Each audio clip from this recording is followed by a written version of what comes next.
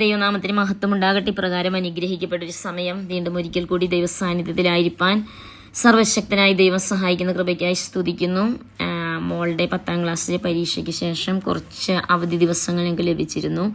ആ സമയം കുഞ്ഞുങ്ങളുമായിട്ട് ചില സ്ഥലങ്ങളിൽ പരിശുദ്ധാത്മാ വ്യക്തതയോടെ പറഞ്ഞ 2 സ്ഥലങ്ങളിൽ കടന്നു പോകുവാൻ തക്കവണ്ണം പരിശുദ്ധാത്മാവ് സഹായിച്ചു.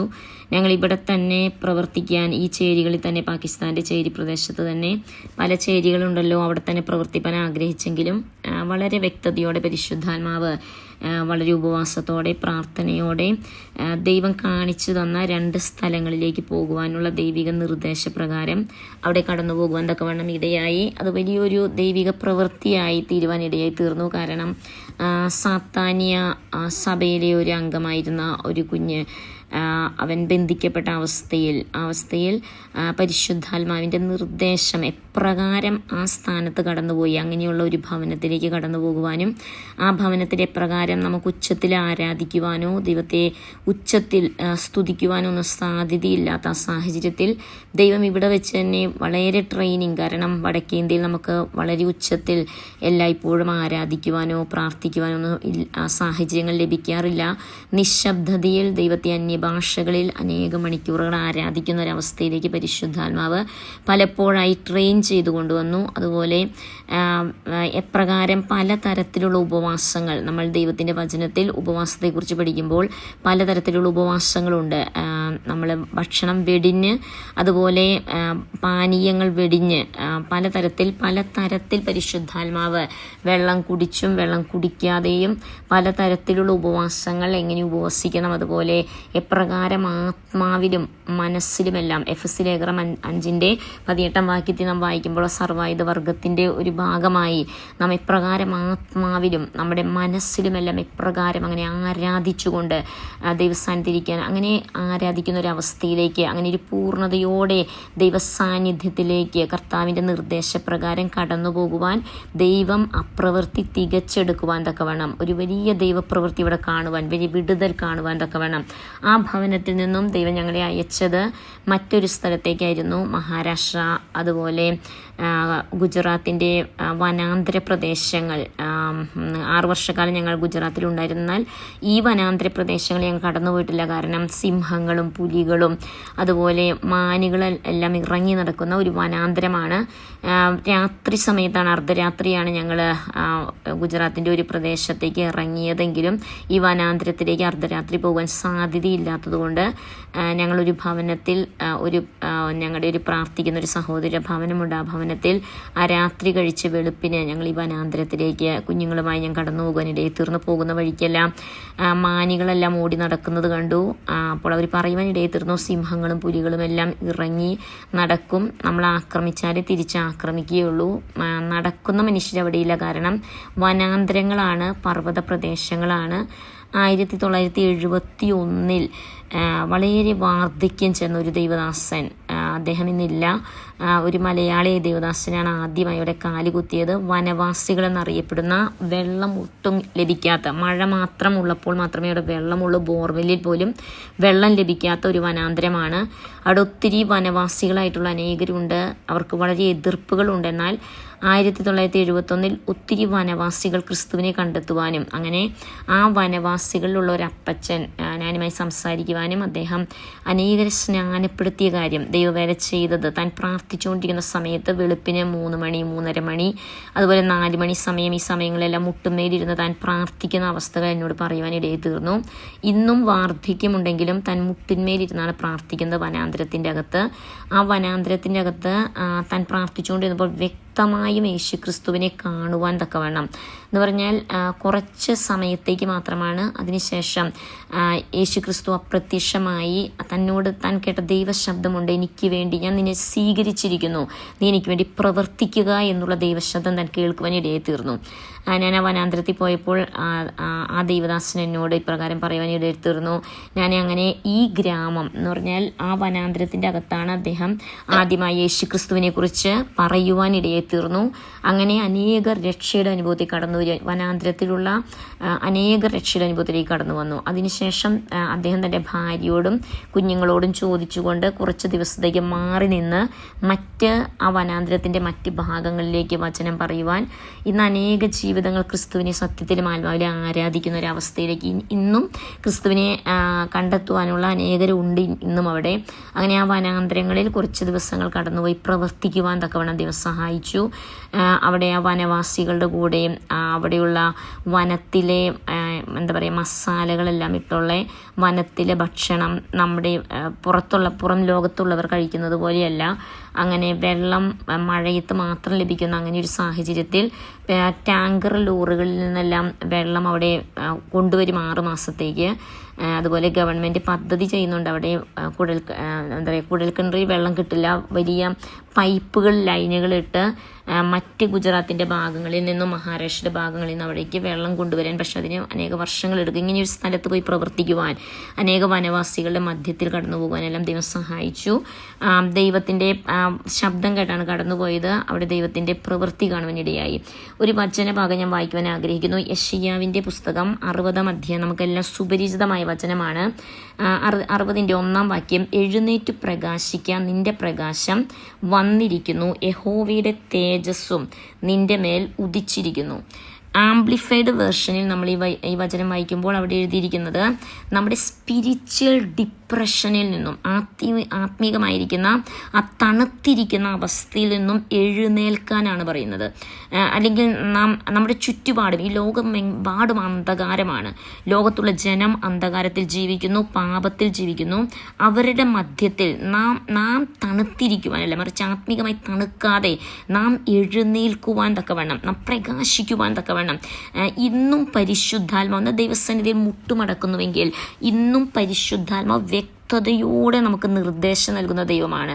ഞാൻ ഇപ്പോൾ സന്തോഷത്തോടെ പറയുവാൻ ആഗ്രഹിക്കുന്ന ഒരു കാര്യമുണ്ട്. കാരണം ഓരോ സ്റ്റെപ്പിലും, ഓരോ നമ്മുടെ കാലടി വയ്ക്കുമ്പോഴും അത് എവിടേക്ക് തിരിക്കണം, എന്ത് ചെയ്യണം, എവിടേക്കാണ് നാം പോകേണ്ടുന്നതെല്ലാം വ്യക്തതയോടെ പരിശുദ്ധാത്മാവ് നമ്മെ പറയുകയും നമ്മെ കാണിക്കുകയും ചെയ്യുന്ന ദൈവമാണ്. കാരണം ഞങ്ങളുടെ വ്യക്തിപരമായ ജീവിതത്തിൽ ദൈവം വ്യക്തതയോടെയാണ് ഓരോ കാര്യങ്ങളും, പരിശുദ്ധാത്മാവ് ചെയ്യുന്ന ഓരോ കാര്യങ്ങളും വളരെ വ്യക്തതയോടെയാണ് ദൈവം ചെയ്യുന്നത്. കാരണം ഓരോ ശബ്ദം, ദൈവത്തിൻ്റെ പരിശുദ്ധാത്മാവ്, ഓരോ ശബ്ദങ്ങൾ, ദൈവത്തിൻ്റെ ആത്മാവ് ചെയ്യുന്ന കാര്യങ്ങളുണ്ട്. പരിശുദ്ധാത്മാവ് വ്യക്തതയോടെ നമ്മോട് സംസാരിക്കുന്നത് എന്ന് പറഞ്ഞാൽ നാം കേൾക്കുന്നതായ ദൈവശബ്ദത്തിൻ്റെ പ്രകാരം നാം പോകുന്നുവെങ്കിൽ ഒരു മനുഷ്യനും കഴിയാത്തത്, ഞാൻ പറഞ്ഞുവല്ലോ, സാത്താനിയ സഭയിലെ അംഗമായിരുന്ന ഒരു യൗവനക്കാരനാണ് സ്വന്തം കുടുംബത്തിനൊരു ഭീതിയായി, ഒരു ഭീകര സംഭവമായി, ഒരു വല്ലാത്ത അവസ്ഥയിൽ. എന്നാൽ ആ വ്യക്തിയെ ഞങ്ങൾ കടന്നു പോകുമ്പോൾ തന്നെ പരിശുദ്ധാത്മാവ് പറഞ്ഞു വളരെ തടസ്സങ്ങളുണ്ട്, വളരെ പ്രതികൂലങ്ങൾ, വളരെ തടസ്സങ്ങൾ കടന്നു വന്നു. എന്നാൽ ദൈവത്തിൻ്റെ ആത്മാവ് പറഞ്ഞതുകൊണ്ട് കടന്നു പോകുവാനിടയിൽ തീർന്നു. വലിയ പ്രതികൂലങ്ങൾ, വലിയ തടസ്സങ്ങൾ, അതുപോലെ വലിയ പ്രതിബന്ധങ്ങൾ, മീൻസ് അവരുടെ ജീവിതത്തിലാണെങ്കിലും വലിയ ആക്സിഡൻറ്റുകൾ, അതുപോലെ ഞങ്ങൾ കടന്നു പോകുന്ന വാഹനങ്ങളിൽ വലിയ പ്രതികൂലങ്ങളെല്ലാം കടന്നു വരുവാനിടയിൽ തീർന്നു. എന്നാലും പരിശുദ്ധാത്മാവ് ഞങ്ങളെ കരം പിടിച്ച് സുരക്ഷിതമായി അവിടെ കൊണ്ടുപോകാൻ ഇടയിൽ തീർന്നു. അതിന് കാരണം ആ പൈതലിൻ്റെ ജീവിതത്തിൽ ദൈവവുമായിട്ടുള്ള ഒരു ബന്ധത്തിലേക്ക് അവനെ കണക്ട് ചെയ്യുവാൻ തക്കവണ്ണം, ദൈവത്തിന് ഒരു വ്യക്തിയെ രക്ഷിക്കണമെങ്കിൽ, ഒരു വ്യക്തിയെ നേടണമെങ്കിൽ നാം ദൈവസന്നിധിയിൽ സമർപ്പിക്കുന്നുവെങ്കിൽ, നാം ആയിരിക്കുന്ന ചുറ്റുപാട് മുഴുവനും അന്ധകാരത്തിൽ നിറഞ്ഞ, അല്ലെങ്കിൽ പാപ അന്ധകാരം നിറഞ്ഞ ലോകത്തിൻ്റെ മധ്യത്തിൽ, ജനത്തിൻ്റെ മധ്യത്തിൽ നാം ആയിരിക്കുമ്പോൾ ദൈവം പറയുന്നു, നാം ആത്മീകമായി നാം തണുക്കാതെ, സ്പിരിച്വൽ ഡിപ്രഷനിൽ നാം പോകാതെ, അല്ലെങ്കിൽ അങ്ങനെ ഇരിക്കാതെ നാം എഴുന്നേൽക്കുവാൻ തക്കവണ്ണം നമ്മെ വിളിച്ച ദൈവത്തിൻ്റെ വിളി ഓർത്തുകൊണ്ട്, അല്ലെങ്കിൽ ആ വിശ്വാസം, നമ്മുടെ ജീവിതത്തിലുള്ള വിശ്വാസം എത്ര ഉണ്ടെന്ന് ദൈവം നമ്മെ എപ്പോഴും, ദൈവത്തിൻ്റെ പരിശുദ്ധാത്മാവ് നമ്മെ ശോധന ചെയ്യുന്ന ഒരു കാര്യം, നാം നമ്മെ തന്നെ പരിശോധിക്കേണ്ടുന്ന ഒരു കാര്യവും നാം വിശ്വാസത്തിൽ തന്നെ ഇരിക്കുന്നുവോ. കാരണം വിശ്വാസം മുഖാന്തരം നാം ക്രിസ്തുവിലേക്ക് കടന്നു വന്നു. ആ ദൈവം പറയുന്ന ഓരോ സ്റ്റെപ്പിലും ദൈവത്തിന് പദ്ധതിയുണ്ട്. ദൈവം ഞങ്ങളോട് വ്യക്തമായി പറഞ്ഞ വനാന്തരത്തിൻ്റെ അകത്ത് ഞങ്ങൾക്ക് വ്യക്തതയോടെ ചില ദിവസങ്ങൾ ദൈവം പറഞ്ഞിരുന്നു. ആ വനാന്തരത്തിൽ സമയം ചിലവഴിക്കുവാൻ വ്യക്തതയോടെ അവിടെ ചില വ്യക്തികളെ, ചില കുടുംബങ്ങൾ, അനേക അനേക ജീവിതങ്ങളെ ക്രിസ്തുവിൻ്റെ ആ മാർഗത്തിൻ്റെ സത്യമാർഗത്തിലേക്ക് ഒന്നും കൂടി ഒന്ന് കരം പിടിച്ച് കയറ്റുവാൻ തക്കവണ്ണം അവരൊരു പ്രോത്സാഹനം കൊടുക്കുവാൻ. കാരണം ആരുമില്ലാതെ ആ കൊടുങ്കാട്ടിൽ വളരെ നിരാശപ്പെട്ട അവസ്ഥയിൽ കഴിഞ്ഞുകൂടുന്ന അനേക ദൈവജനത്തെ ദൈവമക്കളെ അവിടെ കാണുവാൻ ഇടയെത്തീർന്നു. എന്നാൽ അവർക്കൊരു പ്രോത്സാഹനമായി തീരുവാൻ, അവർക്കൊരു കൈത്താങ്ങായി തീരുവാൻ തക്കവണ്ണം അവരുമായി ഒരുമിച്ചിരുന്ന് പ്രാർത്ഥിക്കുവാൻ, ഒരുമിച്ച് പ്രവർത്തിക്കുവാൻ, അനേക അനുഭവങ്ങൾ അവരുമായി പങ്കുവയ്ക്കുവാൻ, പരസ്പരം അനുഭവങ്ങൾ അവർക്ക് വളരെ പ്രചോദനം നൽകുവാൻ തക്കവണ്ണം ഇടയെത്തും. ദൈവത്തിൻ്റെ പരിശുദ്ധാത്മാവ് പറഞ്ഞു അതൊരു തുടക്കമാണ്, ദൗത്യ നിർവഹണത്തിൻ്റെ തുടക്കമാണ്, ഇനിയും അയക്കുമെന്ന് പറഞ്ഞു. നമുക്ക് സാഹചര്യങ്ങളോ അവിടെ നമുക്ക് എന്താ പറയുക, കിടന്നുറങ്ങാനാണെങ്കിലും അല്ലെങ്കിൽ നമുക്ക് ഫെസിലിറ്റി ആണെങ്കിലും ഒന്നുമില്ല. അവിടെ ഫെസിലിറ്റികളെല്ലാം കുറഞ്ഞൊരു സ്ഥലമാണ്. എന്നാൽ അതിൻ്റെ മധ്യത്തിൽ ദൈവത്തിന് ചിലത് ചെയ്യുവാനുണ്ട്, അനേക ജീവിതങ്ങളെ കർത്താവിനെ നേടുവാനുണ്ട്. ദൈവം പറയുകയാണ് എഴുന്നേറ്റ് പ്രകാശിക്കുക. നാം ഇരിക്കുന്ന അവസ്ഥയിൽ ഇരിക്കുവാനല്ല, മറിച്ച് നാം പ്രകാശിക്കുവാൻ തക്കവണ്ണം. ക്രിസ്തു യേശു ഈ ഭൂമിയിൽ കടന്നു വന്നു, പ്രകാശമായി യേശു ക്രിസ്തു ഭൂമിയിൽ കടന്നു വന്നു. യേശു നമ്മെക്കുറിച്ച് ആഗ്രഹിക്കുന്നു നാം എഴുന്നേൽക്കുവാൻ തക്കവണ്ണം. പരിശുദ്ധാത്മാവിൻ്റെ നാം ദൈവസന്നിധിയിൽ ഇരിക്കുമ്പോൾ ദൈവത്തിൻ്റെ പരിശുദ്ധാത്മ പല കാര്യങ്ങൾ നമ്മോട് സംസാരിക്കുവാൻ ഇടയെത്തീരും. ആ സംസാരിക്കുന്ന കാര്യങ്ങൾ അതുപോലെ നാം കേട്ട് അനുസരിക്കുന്നുവെങ്കിൽ നാം എഴുന്നേൽക്കുവാൻ തക്കവണ്ണം ഇടയെത്തീരും. നമ്മുടെ ജീവിതത്തിൻ്റെ എഴുന്നേൽപ്പ് എന്ന് പറയുന്നത് പരിശുദ്ധാത്മാവ് പറയുന്നത്. പൗലോസിൻ്റെ ജീവിതം നാം നോക്കുകയാണെങ്കിൽ അപ്പോസ്തല പ്രവൃത്തികളിൽ പലപ്പോഴും ദൈവം പൗലോസിനോട് പോകുവാൻ പറഞ്ഞ ഇടങ്ങളുണ്ട്. എന്നാൽ പോകരുതെന്ന് പരിശുദ്ധാത്മാവ് പറഞ്ഞ ഇടങ്ങളുമുണ്ട്. എന്നാൽ ദൈവം നമ്മോട് പറയുന്ന, നാം ദൈവസന്നിധിയിൽ ഇരിക്കുമ്പോൾ ദൈവം നമ്മോട് പറയുന്ന കാര്യമുണ്ട്, എഴുന്നേൽക്കുവാൻ തക്കവണ്ണം. പലപ്പോഴും നമ്മുടെ ജീവിതത്തിൽ നാം എഴുന്നേൽക്കുവാൻ കഴിയാതെ എന്നെക്കൊണ്ട് പ്രയോജനമില്ല, അല്ലെങ്കിൽ ഞാൻ പ്രയോജനപ്പെടില്ല എന്നൊക്കെ ചിന്തിച്ച് ഒരു സ്പിരിച്വൽ ഡിപ്രഷനിൽ ഇരിക്കുന്ന അവസ്ഥയിൽ, അല്ലെങ്കിൽ എനിക്ക് എന്താണ് ചെയ്യുവാൻ കഴിയുക, ദൈവത്തിന് നാം ആകുന്നൊരു മാധ്യമമാണ് ആവശ്യം. നമ്മുടെ കഴിവുകൾ ദൈവത്തിന് ആവശ്യമില്ല, അല്ലെങ്കിൽ നമ്മുടെ സ്കില്ലുകൾ ദൈവത്തിന് ആവശ്യമില്ല, നമ്മുടെ പഠനമല്ല, മറിച്ച് ദൈവമായിട്ടുള്ള ആ വലിയ സംസർഗത്തിൽ, അല്ലെങ്കിൽ ആ യഥാർത്ഥമായിരിക്കുന്ന ദൈവിക ബന്ധത്തിൽ, ആ റൈറ്റ് റിലേഷൻഷിപ്പിൽ നാം എപ്പോഴും ആയിരിക്കുമ്പോൾ പരിശുദ്ധാത്മാവ് ഓരോ സമയം വ്യക്തതയോടെ ഇന്നതുപോലെ ചെയ്യണം, അല്ലെങ്കിൽ ഏത് സ്ഥലത്തും നിശബ്ദമായിരിക്കണം, ഏത് സ്ഥലത്തും വായി തുറക്കണം, എങ്ങനെ നാം പ്രാർത്ഥിക്കണം, എങ്ങനെ ആരാധിക്കണം, പല നിർദ്ദേശങ്ങൾ പരിശുദ്ധ നമുക്ക് നൽകുവാൻ ഇടയെത്തീരും. കാരണം ഞാൻ പറഞ്ഞല്ലോ, സാത്താന്യ സഭയിലെ അംഗമായിരിക്കുന്ന ആ പൈതലുമായി സമയം ചിലവഴിക്കുന്ന സമയത്ത് ഒരു വലിയൊരു ആത്മീക വ്യക്തി എന്നുള്ള, ആത്മീകമായി ക്രിസ്തുവിനെ അറിയുന്ന ഒരു വ്യക്തിത്വം എന്നുള്ള രീതിയിലല്ല ആ പൈതലുമായി സംസാരിക്കാൻ തുടങ്ങിയത്. കാരണം ദൈവിക നിർദ്ദേശം അങ്ങനെയായിരുന്നു. വെറും ഒരു സംസാരം, അങ്ങനെ സംസാരിക്കാൻ ഒരിക്കലും ഇരിക്കാത്ത പൈതൽ അനേക മണിക്കൂറുകൾ ഇരുന്ന് സംസാരിക്കുവാൻ ഇടയെത്തീർന്നു. അടുത്ത ദിവസം അങ്ങനെ പല ദിവസങ്ങൾ അവിടെ ഇരുന്ന് ദൈവത്തിൻ്റെ ഒരു വലിയ കരചലനം കാണുവാൻ തക്കവണ്ണം ഇടയെത്തീർന്നു. ദൈവത്തിൻ്റെ പരിശുദ്ധാത്മാവ് പറയുന്നു, എഴുന്നേറ്റ് പ്രകാശിക്കാൻ, നിന്റെ പ്രകാശം വന്നിരിക്കുന്നു. നമ്മുടെ പ്രകാശം വരുന്നത് ക്രിസ്തുയേശുവിലൂടെയാണ്. നമുക്കറിയാം, യഹോവയുടെ തേജസ്സും നിന്റെ മേൽ ഉദിച്ചിരിക്കുന്നു. നമുക്ക് ഇവിടെ കാണുന്നു, അന്ധകാരം ഭൂമിയെയും കൂരിരുട്ട് ജാതികളെയും മൂടുന്നു, നിന്റെ മേലോ യഹോവ ഉദിക്കും, അവന്റെ തേജസ്സും നിന്റെ മേൽ പ്രത്യക്ഷമാകും, ജാതികൾ നിന്റെ പ്രകാശത്തിങ്കിലേക്കും രാജാക്കന്മാർ നിന്റെ ഉദയശോഭയിലേക്കും വരും. ദൈവം പറയുകയാണ്, നാം എഴുന്നേറ്റ് കഴിഞ്ഞാൽ, നാം ദൈവത്തിന് വേണ്ടി എഴുന്നേറ്റ് കഴിഞ്ഞാലാണ് ദൈവം ചെയ്യാൻ പോകുന്ന കാര്യമാണ് ഇവിടെ പറയുന്നത്. ജാതികൾ നിന്റെ പ്രകാശത്തിലേക്കും. നാം എഴുന്നേൽക്കുമ്പോഴാണ് നാം പ്രകാശിക്കുന്നത്. അങ്ങനെയെങ്കിൽ നാം ഇരിക്കുന്ന അവസ്ഥയിൽ ഇരിക്കുവാനല്ല ദൈവം നമ്മെക്കുറിച്ച് ആഗ്രഹിക്കുന്നു. അനേക ജാതികൾ ക്രിസ്തുവിൻ്റെ പ്രകാശത്തിലേക്ക് വരുവാൻ തക്കവണ്ണം. അതുപോലെ രാജാക്കന്മാർ നിന്റെ ഉദയശോഭയിലേക്കും വരും. നമുക്കറിയാം, സൂര്യൻ ഉദിക്കുന്നത് അത് പൊങ്ങി വരും. നമുക്ക് കാണാം, സൂര്യൻ്റെ ഉദയമെല്ലാം നാം നോക്കുകയാണെങ്കിൽ വെളുപ്പിന് സമയത്ത് നാം വേനൽക്കാലമെല്ലാം നമുക്ക് ഇവിടെ വിൻ്ററിൻ്റെ സമയത്ത് നമുക്ക് സൂര്യനെ കാണുവാൻ സാധിക്കില്ല. എന്നാൽ നാം ഇപ്പോഴെല്ലാം ഉള്ള സമയത്ത് നമുക്ക് സൂര്യനെ വ്യക്തമായി കാണുവാൻ സാധിക്കും. ആ സൂര്യൻ ഇങ്ങനെ മുകളിലേക്ക് ഉയർന്നു വരുന്ന ഒരവസ്ഥ നമുക്ക് കാണാൻ സാധിക്കും. ഇതുപോലെ ദൈവം നമ്മെക്കുറിച്ച് ആഗ്രഹിക്കുന്നത്, നാം എഴുന്നേൽക്കുമ്പോഴാണ് അനേകർക്ക് നാം പ്രകാശമായി തീരുന്നത്. ആ പ്രകാശം എന്ന് പറയുന്ന അനേക ജാതികളായിരിക്കുന്ന ജനം യേശുവിൻ്റെ പ്രകാശം കാണുവാൻ തക്കണം. സത്യപ്രകാശം. ഞങ്ങൾ വരുന്ന യാത്രയിലാണെങ്കിലും അജാതികളായിരുന്ന ജനം ക്രിസ്തുവിൻ്റെ പ്രകാശം, അല്ലെങ്കിൽ ക്രിസ്തു യേശുവിൻ്റെ ആ നല്ല കാര്യങ്ങൾ, നല്ല പ്രവൃത്തികൾ, അല്ലെങ്കിൽ നമുക്ക് ദൈവം നൽകിയ വാക്കുകൾ ആ വചനത്തിലൂടെയും അല്ലെങ്കിൽ നമ്മുടെ ജീവിതത്തിലൂടെയും അവർ കാണിച്ചു കൊടുക്കുവാൻ തക്കവണ്ണം പരിശുദ്ധാത്മാവ് ഇടയാക്കി തീർത്തു. പലരും ചിന്തിപ്പിക്കുന്ന ഒരു കാര്യമാണ്, അവരുടെ ജീവിതത്തിൽ അവർ ക്രിസ്തുവിനേക്ക് വരുവാൻ തക്കവണ്ണം ദൈവം മീൻസ് ഒരു മുഖാന്തരമാണ്, നമ്മുടെ ജീവിതമാണ്. അവർ നമ്മെ നോക്കുകയാണ്, നമ്മെ എങ്ങനെയുള്ള മനുഷ്യരാണ്. ഞാൻ വളരെ കാഠിന്യത്തോടെ ഇടപെടുന്ന മനുഷ്യരെ എൻ്റെ യാത്രയിൽ ഞാൻ കാണുവാൻ ഇടയെ തീർന്നു. വളരെ കാഠിന്യത്തോടെ ഒരു എന്താ പറയുക, അങ്ങനെയുള്ള വ്യക്തികളോട് മറ്റുള്ള പാസഞ്ചേഴ്സ് നിങ്ങൾക്കൊരു മാനറില്ലയോ എന്ന് ചോദിക്കുന്ന കാര്യങ്ങൾ പോലും ഞാൻ കേൾക്കുവാൻ ഇടയെ തീർന്നു, വളരെ കാഠിന്യത്തോടെ. എന്നാൽ ക്രിസ്തു യേശുവിലായിരിക്കുന്ന ഒരു വ്യക്തിയുടെ വെളിച്ചം ഞങ്ങളുമായി വളരെ സൗഹൃദത്തിൽ, വളരെ സന്തോഷത്തോടെ. കാരണം ഒരു വ്യക്തി നാമായി സംസാരിക്കുമ്പോൾ, അപരിചിതരായ മനുഷ്യർ അവർ നാം സംസാരിക്കുമ്പോൾ നമുക്ക് ക്രിസ്തുവിൻ്റെ പ്രകാശം അവർക്ക് പകർന്നു കൊടുക്കുവാൻ, ക്രിസ്തുവിൻ്റെ സ്നേഹം അവർക്ക് പകർന്നു കൊടുക്കുവാൻ, ക്രിസ്തുവിൻ്റെ വചനം അവർക്ക് പകർന്നു കൊടുക്കുവാൻ, നമ്മുടെ അനുഭവങ്ങൾ അവരുമായി പങ്കുവയ്ക്കുവാൻ വേണം നമുക്ക് ഇടയെ തീരുന്നു. ദൈവത്തിൻ്റെ വചനത്തിൽ നമുക്ക് കാണുവാൻ സാധിക്കുന്നു. ദൈവം പറയുകയാണ്, നമ്മുടെ പ്രകാശമാണ് നമ്മെ എഴുന്നേൽപ്പിക്കുന്നത്. ക്രിസ്തുവിൻ്റെ പ്രകാശമാണ് നമ്മെ എഴുന്നേൽപ്പിക്കുകയും അത് നമ്മെ എന്താ പറയുക, ഒരു ശോഭയുള്ളതാക്കി തീർക്കുകയും ചെയ്യുന്നത്. അതുകൊണ്ട് നമ്മുടെ ജീവിതത്തിൽ ക്രിസ്തു നമ്മെക്കുറിച്ച് ആഗ്രഹിക്കുന്ന, നമ്മെ എഴുന്നേറ്റ് പ്രകാശിക്കുവാൻ തക്കവണ്ണം കൊച്ചു കുഞ്ഞുങ്ങൾ ചേരികളിലൂടെ നമ്മുടെ പാകിസ്ഥാൻ ബോർഡറിൽ അനേക ചേരികൾ ുള്ള കൊച്ചു കുഞ്ഞുങ്ങളെ സൺഡേ സ്കൂൾ പഠിപ്പിക്കാറുണ്ട്. ആ കൊച്ചു കുഞ്ഞുങ്ങൾ ഒരു കാര്യം പറയുന്നത് ഞാൻ അത്ഭുതത്തോടെ അവരെ നോക്കുവാനിടയെ തീർന്നു. ഞങ്ങൾ കടന്നു പോകുന്നതിന് മുമ്പ്, ഈ ഞായറാഴ്ച വന്നില്ല, കടന്നു പോകുന്നതിന് മുമ്പുള്ള ഞായറാഴ്ച ആ കുഞ്ഞുങ്ങളെ വചനം പഠിപ്പിക്കുന്ന സമയത്ത് ഓരോരുത്തർ വിളിച്ച് പ്രാർത്ഥിക്കും, അവരോടുള്ള ദൈവിക ആലോചനകൾ. എൻ്റെ മോളും മോനുമാണ് അവർ സൺഡേ സ്കൂൾ പഠിപ്പിക്കുന്നത്, ഞാനും പഠിപ്പിക്കാറുണ്ട്. അപ്പം അങ്ങനെ ഓരോ കുഞ്ഞുങ്ങളെ വിളിച്ച് അവർക്ക് വേണ്ടി പ്രാർത്ഥിക്കുകയും ദൈവം അവരോട് പറയുന്ന ദൈവിക ആലോചനകൾ അവരെ അറിയിക്കുകയെല്ലാം ചെയ്യും. അതുപോലെ അവരെ എക്സാം നടക്കുകയായിരുന്നു സൺഡേ സ്കൂളിൻ്റെ. ആ സമയത്ത് ഒരു കുഞ്ഞിപ്രകാരം പറയുവാനിടയെ തീർന്നു. എന്താ പറയുക, കൊച്ചു കുഞ്ഞാണ്, പക്ഷേ ആ കുഞ്ഞിപ്രകാരം പറയുവാനിടയെ തീർന്നു. ഭിക്ഷ യാചിക്കുന്ന അനേക കുടുംബങ്ങളുണ്ട്.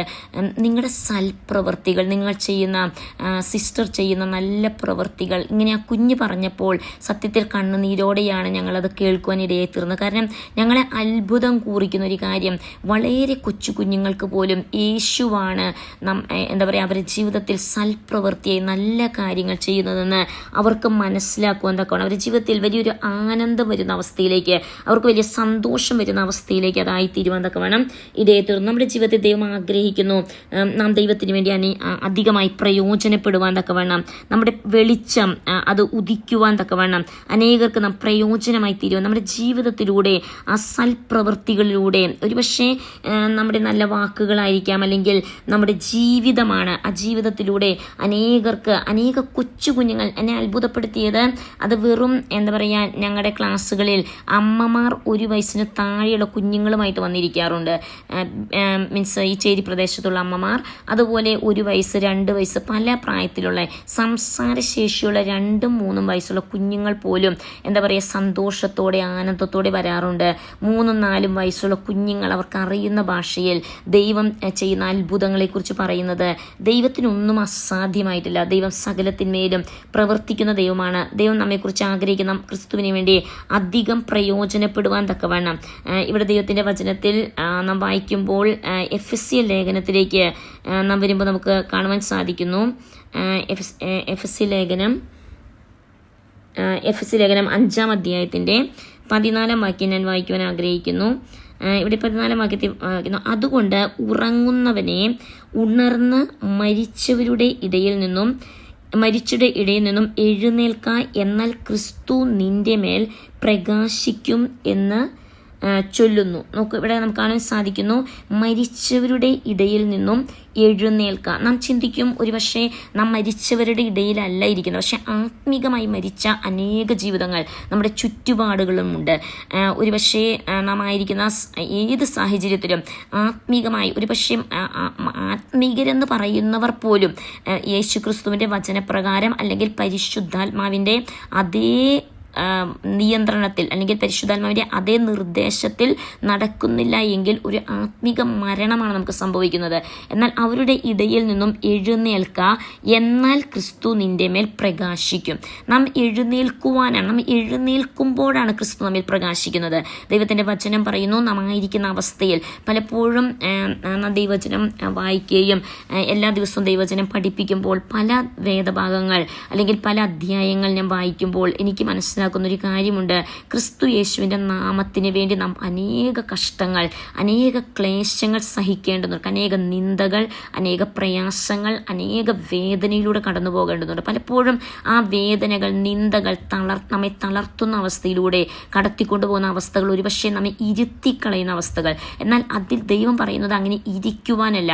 യെശയ്യാ പ്രവാചകന്റെ പുസ്തകം നാം നോക്കുമ്പോൾ, യെശയ്യാവിൻ്റെ ജീവിതം നോക്കുമ്പോൾ, അല്ലെങ്കിൽ ശമൂവേൽ പ്രവാചകൻ, വിശ്വസ്തനായ ശമൂവേൽ പ്രവാചകൻ, അതുപോലെ വിശുദ്ധിക്ക് വേണ്ടി പ്രാധാന്യം കൊടുക്കുന്നതായ യെശയ്യാ പ്രവാചക പുസ്തകം, ആ യെശയ്യാ പ്രവാചകന്റെ ജീവിതമെല്ലാം നമുക്ക് നോക്കുമ്പോൾ, അവർ ആ സമയങ്ങളിൽ, അവരുടെ കാലഘട്ടത്തിൽ അവർ കർത്താവിന് വേണ്ടി എഴുന്നേൽക്കുവാനിടയായി തീർന്നു. അവരുടെ ചുറ്റുപാടും അവർക്ക് സ്വീകാര്യമായിട്ട് ആരും തന്നെ നിന്നില്ലായിരുന്നു. അവരെ സ്വീകരിക്കുവാൻ, അല്ലെങ്കിൽ അവർ പറയുന്ന വചനങ്ങൾക്ക് പ്രാധാന്യം കൊടുത്തുകൊണ്ട് അവരെ സ്വീകരിക്കുവാൻ, മറിച്ച് അവർ എഴുന്നേറ്റപ്പോഴാണ് ദൈവത്തിൻ്റെ പ്രവൃത്തി കാണുവാൻ ഇടയായി തീർന്നത്. അവർ വിശുദ്ധിക്ക് വേണ്ടി നിന്നു. അവർക്ക് വളരെയധികം എതിർപ്പുകൾ നേരിട്ടു, വളരെ പ്രതിസന്ധികളൂടെ കടന്നുപോയി. പക്ഷേ അവർ എഴുന്നേറ്റപ്പോൾ ദൈവത്തിൻ്റെ പ്രകാശം, അല്ലെങ്കിൽ ആ വചനത്തിൻ്റെ പ്രകാശം അവരിലൂടെ വരുവാനിടയായി തീർന്നു. നമ്മുടെ ചുറ്റുപാടുമുള്ള പ്രതിസന്ധികൾ വളരെയാണ്. കാരണം നാം ഇപ്പോൾ ആയിരിക്കുന്ന ഒരു കാലഘട്ടം, ഒരു അന്ത്യ കാലഘട്ടത്തിൽ വളരെ, കാരണം ഞാൻ എൻ്റെ ഈ അനുഭവത്തിലൂടെ ഞാൻ പറയുവാനുള്ള കാരണം, അനേക വർഷം, 37-38 വർഷക്കാലമായി സുവിശേഷത്തിൻ്റെ വ്യാപ്തിക്ക് വേണ്ടി ഞാൻ ഇറങ്ങി തിരിച്ചിട്ടാണ്. തുടക്കത്തിൽ ഞാൻ ചെയ്ത ദൈവവേല പോലെയല്ല. ഇന്ന് വളരെയധികം കഠിനപ്പെട്ട അവസ്ഥയിലൂടെ, വളരെ ഇടുക്കമുള്ള വഴി എന്ന് പറയുന്നത് അത് വീണ്ടും ഇടുക്കപ്പെട്ട, അല്ലെങ്കിൽ മുള്ളിൻ്റെ മുകളിൽ കൂടി കടന്നു പോകുന്ന അനുഭവം എന്ന് പറയുന്നത്, നാം ഒരു നടക്കുന്ന വഴി എന്ന് പറയുന്നത് വളരെ മുള്ള് നിറഞ്ഞ വഴിയിലൂടെയാണ്. സുവിശേഷത്തിൻ്റെ വ്യാപ്തിക്ക് വേണ്ടി കടന്നു പോകുന്നത് എന്താ പറയുക, കാരിരുമ്പും അതുപോലെ വലിയ മുള്ളുകളുമുള്ള അതിൻ്റെ മുകളിലൂടെ വേദനാജനകമായ ഒരു ഇടുങ്ങിയ വാതിലിൽ കൂടെ തന്നെ, വളരെ ഞെരുക്കത്തോടു കൂടെ തന്നെയാണ് സുവിശേഷത്തിൻ്റെ വ്യാപ്തിക്ക് വേണ്ടി എഴുന്നേറ്റ് നടന്നു പോകുന്നത്. എന്നാൽ ആ നടപ്പിൽ നമുക്കൊരു കാര്യം മനസ്സിലാക്കുവാൻ എൻ്റെ അനുഭവത്തിലൂടെ ഞാൻ പറയാൻ ആഗ്രഹിക്കുന്നതും, ദൈവത്തിന് വേണ്ടി ദൈവം പറയുന്നത് അതുപോലെ അനുസരിക്കുമ്പോൾ നാം ഒരിക്കലും മറ്റുള്ള വ്യക്തികളുടെ വാക്കുകളല്ല, മറ്റുള്ള വ്യക്തികൾ എന്തു പറയുന്നു, അല്ലെങ്കിൽ സമൂഹം എന്തു പറയുന്നു, ജനം എന്തു പറയുന്നു, ജനം എന്ത് ചിന്തിക്കും, അതല്ല. ദൈവം എന്നെക്കുറിച്ച് എന്താണ് ആഗ്രഹിക്കുന്നത്, ദൈവം എന്നെക്കുറിച്ച് എന്താണ് പറയുന്നത്, എന്നോട് എന്താണ് ദൈവം സംസാരിച്ചത്, ആ ദൈവം പറഞ്ഞത് അതുപോലെ പൂർത്തീകരിക്കുവാൻ തക്കവണ്ണം ദൈവം പറയുന്നതായ ഓരോ കാര്യങ്ങളും, ഓരോ സ്റ്റെപ്പിലും എൻ്റെ വല്യപ്പച്ചൻ ജീവിച്ചിരുന്ന സമയത്ത് ഓരോ കാലടിയിലും ദൈവത്തിന് സ്തോത്രം ചെയ്തുകൊണ്ടാണ് നടന്നതെന്ന് കേൾക്കുവാനിടയിൽ തീർന്നിട്ടുണ്ട്. കാരണം ഞാൻ എൻ്റെ വല്യപ്പച്ചനെ, അഷ്ടമുടിയമ്മച്ചൻ പാസ്റ്ററെ ഒരിക്കലും കണ്ടിട്ടില്ല, മറിച്ച് ഞാൻ കേട്ടിട്ടുണ്ട്. ഓരോ കാലടി വയ്ക്കുമ്പോൾ സ്തോത്രം പറഞ്ഞുകൊണ്ടാണ് ഓരോ കാലടിയും. കാരണം ഓരോ ശ്വാസത്തിലും തൻ ദൈവത്തിന് സ്തോത്രം പറയുന്ന ഒരു അവസ്ഥയുണ്ടായിരുന്നു. കാരണം നമ്മുടെ ഈ ഭൂമിയിലെ ജീവിതത്തിൽ ദൈവത്തിന് വ്യക്തമായ ഉദ്ദേശങ്ങളുണ്ട് നമ്മളെക്കുറിച്ച്. ദൈവിക ഉദ്ദേശമില്ലാതെ നമുക്ക് ഒരിടത്തും നീങ്ങുവാനോ ചലിക്കുവാനോ സാധ്യമല്ല. അതുകൊണ്ട് വല്യപ്പച്ചൻ പഠിപ്പിച്ചൊരു പാഠമായിരുന്നു, നമ്മുടെ ഓരോ ശ്വാസ നിശ്വാസത്തിലും ദൈവത്തിന് സ്തോത്രം കരയറ്റുവാൻ, നമ്മുടെ ഓരോ കാലടിയിലും ദൈവത്തിന് സ്തോത്രം കരയറ്റുവാൻ. പറഞ്ഞു കേട്ട കാര്യമാണെങ്കിലും എൻ്റെ ജീവിതത്തിൽ, എൻ്റെ ജീവിതാനുഭവത്തിലൂടെ പറയാൻ ആഗ്രഹിക്കുന്നു, ദൈവത്തിൽ നാം ആശ്രയിക്കുന്നുവെങ്കിൽ, ദൈവത്തിന് സ്തോത്രം കരയറ്റുന്നുവെങ്കിൽ, മുള്ളിൻ്റെ മുകളിലൂടെ നാം കടന്നു പോകുന്ന അനുഭവത്തിലും ദൈവം എഴുന്നേൽക്കാൻ പറയുമ്പോൾ അത് വേദനാജനകമാണ്. അവിടെ എഴുന്നേൽക്കുമ്പോൾ ദൈവത്തിൻ്റെ പ്രകാശം അനേകരിലേക്ക് പകരുവാനിടയെത്തീരും. ഇന്ന് ഞാൻ ആനന്ദത്തോടെ, സന്തോഷത്തോടെ പറയുന്നൊരു കാര്യമുണ്ട്. ഞങ്ങളുടെ ചേരികളിലുള്ള അനേക കുഞ്ഞുങ്ങളുണ്ട്. ആ കുഞ്ഞുങ്ങൾ കർത്താവിന് വേണ്ടി ജീവിക്കുന്ന കുഞ്ഞുങ്ങളാണ്, കർത്താവിന് വേണ്ടി നിൽക്കുന്ന കുഞ്ഞുങ്ങളാണ്. അതിന് കാരണം എന്താ പറയുക, നാം ദൈവത്തിന് വേണ്ടി നിൽക്കുമ്പോൾ, എഴുന്നേൽക്കുമ്പോൾ, ദൈവം പറയുന്നത് അതുപോലെ അനുസരിക്കുമ്പോൾ ദൈവം നമ്മെ തന്നെ എന്താ പറയുക, നമ്മിലൂടെ പ്രകാശം ആ കുഞ്ഞുങ്ങളിലേക്ക് പകർന്നു കൊടുക്കുവാൻ തക്കവണ്ണം ഇടയെത്തീരും. ഇവിടെ പറയുന്നു, ആകയാൽ സൂക്ഷ്മത്തോടെ അജ്ഞാനികളായിട്ടല്ല ജ്ഞാനികൾ ആയിട്ടത്രേ നടപ്പാൻ നോക്കുവിൻ. നമുക്കറിയാം, ദൈവത്തെ, യഹോവ ഭക്തി ജ്ഞാനത്തിൻ്റെ ആരംഭമാകുന്നു. അങ്ങനെയെങ്കിൽ ജ്ഞാനികളായി നടപ്പാൻ നോക്കുവിൻ എന്ന് ദൈവവചനം പറയുമ്പോൾ ദൈവഭയത്തോടെ, ദൈവഭക്തിയോടെ, ദൈവത്തെ മുറുകെ പിടിച്ചുകൊണ്ട്, ദൈവം പറയുന്നത് അതുപോലെ അനുസരിച്ചുകൊണ്ട്. കാരണം ഒരു ദിവസം നാം ഓരോരുത്തരും ദൈവിക സിംഹാസനത്തിൻ്റെ മുൻപാകെ നിൽക്കുവാനിടയെത്തീരും. നമ്മുടെ ജീവിതത്തിൽ നാം എന്ത് ചെയ്യണമെന്ന് ഓരോ സ്റ്റെപ്പും ദൈവത്തിൻ്റെ പരിശുദ്ധാത്മാവ് നാം നയിക്കുന്ന ദൈവമാണ്. നാം അങ്ങനെ ദൈവം പറയുന്നത് പോലെ നാം നടക്കുന്നുവെങ്കിൽ, ദൈവത്തിൻ്റെ വചനം പറയുന്നു, ഇത് ദുഷ്കാലമാകയാൽ സമയം തക്കത്തിൽ ഉപയോഗിച്ച് കൊൾവിൻ, ബുദ്ധിഹീനരാകാതെ കർത്താവിൻ്റെ ഇഷ്ടം ഇന്നതെന്ന് ഗ്രഹിച്ചുകൊള്ളുവിൻ.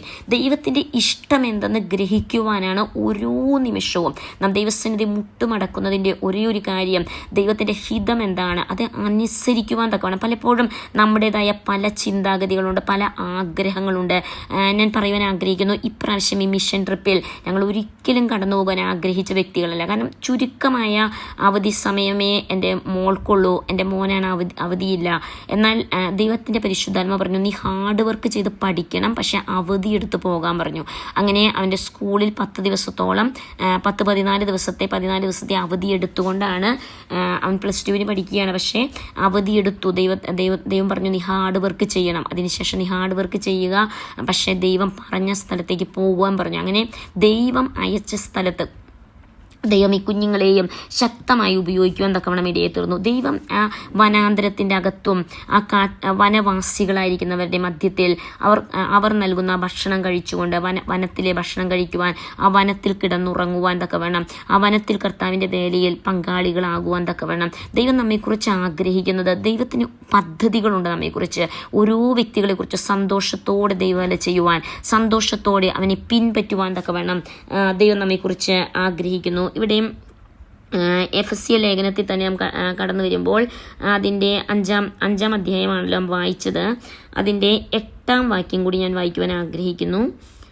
അതിൻ്റെ 8-ാം വാക്യത്തിലേക്ക് നാം വരുമ്പോൾ നമുക്കിവിടെ കാണുവാൻ സാധിക്കുന്നു. ഇവിടെ പറയുന്നു, മുൻപേ നിങ്ങൾ ഇരുളായിരുന്നു, ഇപ്പോഴോ കർത്താവിൽ വെളിച്ചം ആകുന്നു. ഇതൊക്കെ നമ്മെക്കുറിച്ച് ദൈവത്തിൻ്റെ പരിശുദ്ധാത്മാവ് പറയുന്ന ഒരു കാര്യമുണ്ട്. മുമ്പേ നിങ്ങൾ ഇരുളായിരുന്നു. നമ്മൾ ഓരോരുത്തരും മുമ്പേ എന്തായിരുന്നു?